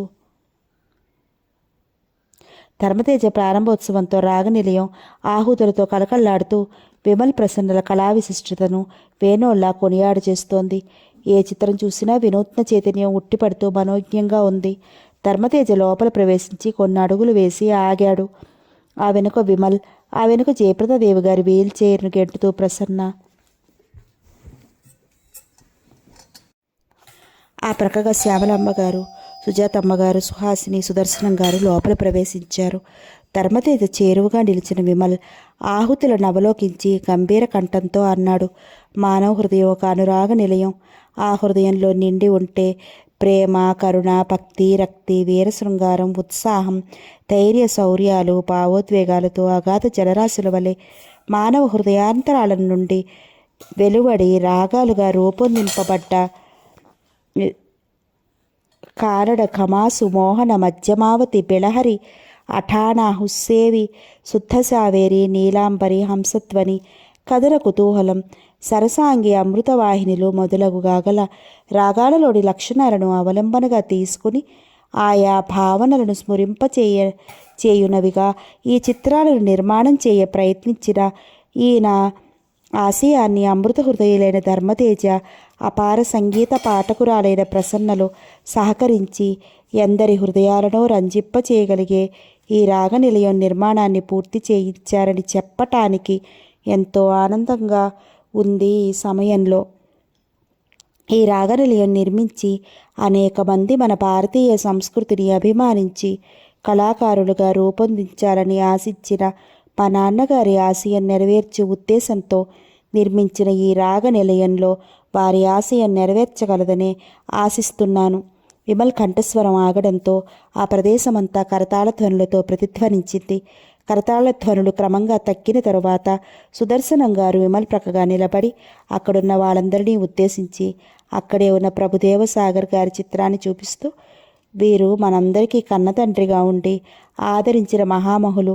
వీరి అభిప్రాయాలన్నింటినీ నింపుకున్న విమల్ సాగర్ మనలో ఒకడై మనందరి హృదయాలను పులకింపచేసేలా నిర్మించిన ఈ రాగ నిలయంలో మనోజ్ఞమైన చిత్రకళను అభ్యసించు ఆసక్తి కలవారు అభ్యసించే అవకాశం లభింపజేశాడు. అందుకు సహకరించిన వ్యక్తులు ధర్మతేజ చక్కని గుణవంతుడు. ప్రసన్న ఎప్పుడో చిన్నతనంలోనే తప్పిపోయిందనుకున్నది భగవద్ అనుగ్రహం వల్ల ధర్మతేజ ఇంట్లో పెంచబడి తిరిగి రాగనిలయ నిర్మాణంలో విమల్కి సహకారినిగా రావటం ఎంతో ముదావహమైన విషయం. ఈ సమయంలో చిన్ననాటి అనుబంధాన్ని శాశ్వతం చేస్తూ వారిరువురికి వివాహం జరుగుతున్న ఈ సమయం ఎంతో ఆనందదాయకమైనది మనకు అన్న సుదర్శనం గారు మందహాసంతో విమల్ని చూసి ప్రసూనను కూడా చూసి రామ్మ అన్నారు. జయప్రదాదేవి గారు ప్రక్కగా నిలబడిన ప్రసన్న శ్యామలాంబ గారు ముందుకు నడిపించడంతో అధోవదనంతో సుదర్శనం గారి ప్రక్కగా నిలబడింది. దుర్గ పులకితురాలవుతూ అందించిన పూలమాలలను చెరొకటి అందించారు సుదర్శనం గారు. అందరూ ఆసక్తిగా ఆ నూతన దంపతులను చూస్తుండగానే మరో విషయం అన్న జయప్రదాదేవి గారి గొంతు గంభీరంగా వినిపించడంతో అందరూ అటు చూశారు. అందరినీ ఒక మారు చూసిన జయప్రదాదేవి గారు, ఈ శుభ సమయంలో మా కుటుంబంలో పరిస్థితులను అవగతం చేసుకుని నిర్మల హృదయంతో మానవాతీతమైన త్యాగాన్ని చేసి శక్తి వంచన లేకుండా తీవ్ర పరిస్థితులను ప్రశాంతపరిచి ఎవరూ ఆశించని ఈ శుభగడియను అందించిన వ్యక్తి ధర్మతేజ. అటువంటి ఉత్తమ వ్యక్తికి మన సుదర్శనం గారి కుమార్తె సుహాసిని అర్ధాంగి కావడం ఎంతో సంతోషకరమైన విషయం. వీరి అనురాగాన్ని సుదర్శనం గారు ఆశీర్వదించగలరని ఆశిద్దాం అన్న ఆవిడ సుదర్శనం గారిని హుందాగా చూసింది. మీ ఆశీర్వచనం కాదనగల శక్తి ఇక్కడ ఎవరికీ ఉండదమ్మా. మీ అభిమానంతో వారు దంపతులు కావడం కంటే కావలసిందే ఉంది. సుదర్శనం గారు అభిప్రాయాన్ని నవ్వుతూ వెలువరించారు. అంతా ఆనందంతో వింటున్న దుర్గ 2 పూలదండలు తీసుకువచ్చి జయప్రదాదేవి గారికి అందించింది. ధర్మతేజ పిలిచింది జయప్రదాదేవి గారు.